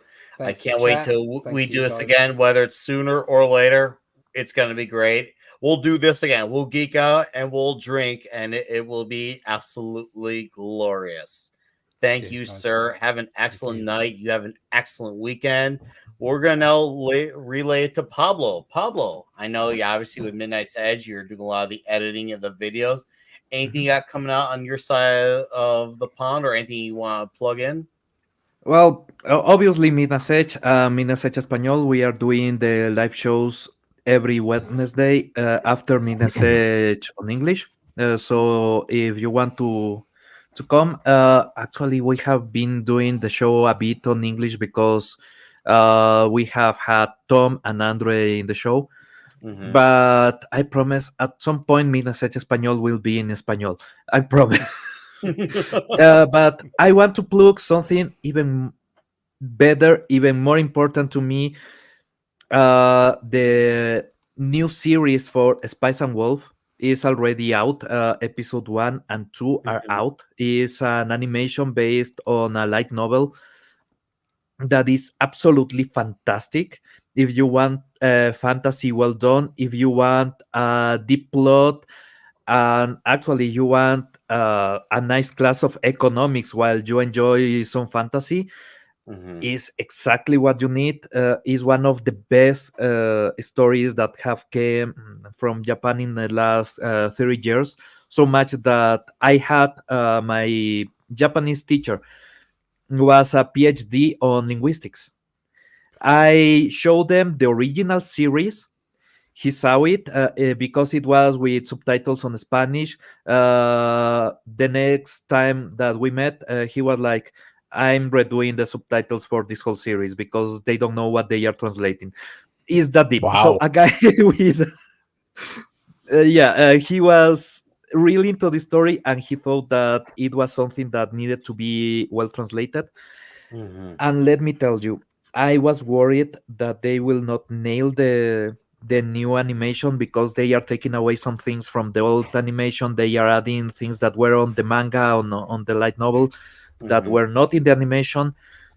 They 2 episodes in, I could not be happier. I feel something that I have not felt in a long time, that I can actually just enjoy something, love something, and be completely unworried about anything else because there's no politics, there's no bullshit.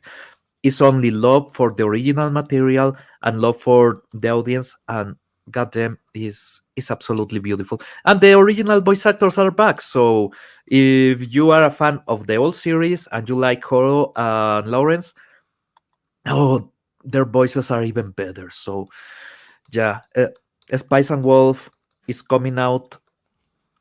Go to any source you want, just watch it and enjoy. It's beautiful and it's the best thing that I have seen in a long time. So enjoy yourselves. Hell yeah, man. Hell of an endorsement. You got me wondering about that. Thank you, Pablo. It's been fucking awesome to hang out with you, dude. As always.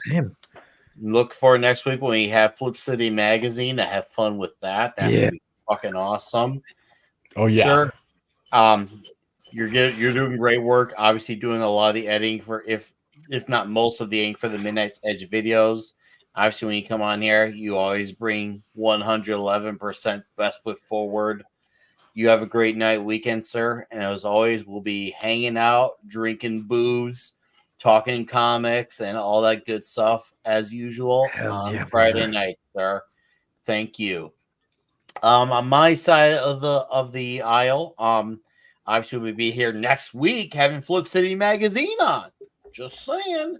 Having Flip City Magazine, that's gonna be awesome. We'll get into that. This is basically what happens if Mad Magazine never went hardcore current year and they stayed funny, making fun of everyone and everything.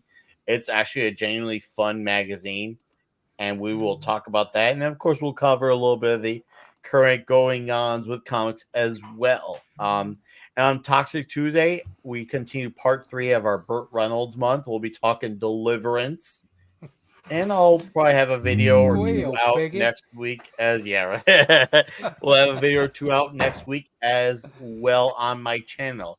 Now, also before we probably get into last but not least, thank you guys for the super chats. Thank you for the gifted memberships from Vulcan Lives, dude. You're the fucking man. And also Jeremy Winfield, who also became a member. Thank you guys. Seriously, I greatly appreciate that. And for those of you who backed Russ's The Shadow Kingdom, like not only did we get 4 more backers, we crossed 10,700. You guys really support the book, and something tells me we're all gonna fucking love this book. So I'm really happy we can do this and help another guy who's really about this medium very passionately, and bring him on here, because we don't always bring on guests here, but when we do, we want to bring on people who we truly believe in. As soon as I heard Russ speak, I knew he was a guy I could believe in. So, and it shows, and I'm sure it'll continue to do that going forward. Thank you, chat. Thank you for supporting this show and channel. Now, last but not least, the Comic Relief Crusader, sir. What do you got coming out? What have I got coming up? Well, hey chat, how's it going? It's your friendly neighborhood Comic Relief Crusader that just hit 1,000 subscribers. So nice. I must be doing something right. Go figure, right?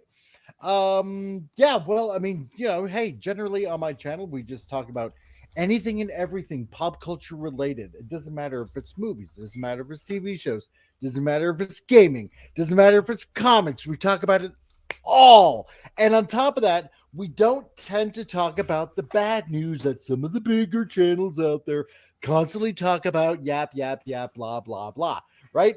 We talk about some of the smaller news that isn't touched on, which generally ends up snowballing anyway to become the bigger news that, most of the bigger channels end up talking about anyway, right? So, because that's what we do. And on top of that, we point our fingers and we laugh at it and we ridicule it for the stupidity that it is, right? Because that's my channel, and it's like my public service kind of thing that I kind of do, right? So we've got a bunch of guys that hang out on the show on Titillating Tuesdays, because I just happen to like that word on top of that, because I can do this on top of that. And then we end the week off on a Friday, on a Frantic Friday, where we do the same kind of thing. We have a little bit of a brand new segment, thank you to Rancor Steve on top of that, where we have Thoughts from the Throne. And I'll just let that play on your mind as well. So, as you can imagine, yes, it's exactly how it sounds, right? Yes, I have Rancor Steve sitting on the porcelain throne, as it were, and gives his little brief, intimate thoughts of whatever's on his scabby little mind.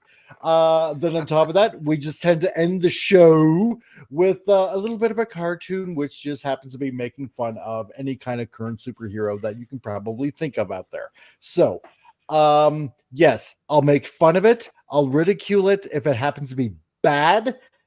And on top of that, I'll take anything that's current and that happens to be new and good and uplifted as well, because we can't constantly hear bad news all the time. So that is me, Comic Relief Crusader. Check out the channel. Hopefully you will be pleasantly surprised and oddly titillated on top of that. Oh, I can feel the titillation now. Exactly. Sold me. Well, when I did that, my nipples got like 3 Smarties long. So, so Relief, it's been fucking awesome. You're basically you're at this point now, like how frequent you've been on it. It's like you've become like the unofficial member now. It's like, man, it's also almost like, man, when are you just gonna make it official now at this rate? We might as well have to have further conversations now. We'll have to do that, I guess. Yeah. We'll talk, sir. But guys, go sub to the Comic Relief Crusader. And yes, Vulcan lives. It occurred to me as I had my brain fart blonde moment. B. Marte with a fucking crazy $20. Not just once, but twice this week. Thank you, B. Marte. I know you're out there. You're usually mostly a lurker. Thank you for your continued support. Thank you, all of you guys. Seriously. Have a great night. And Jeremy, I saw your comment earlier about saying that this has been locked as his Friday night enjoyment. That's what we love to see, man. Awesome. And yes, I agree.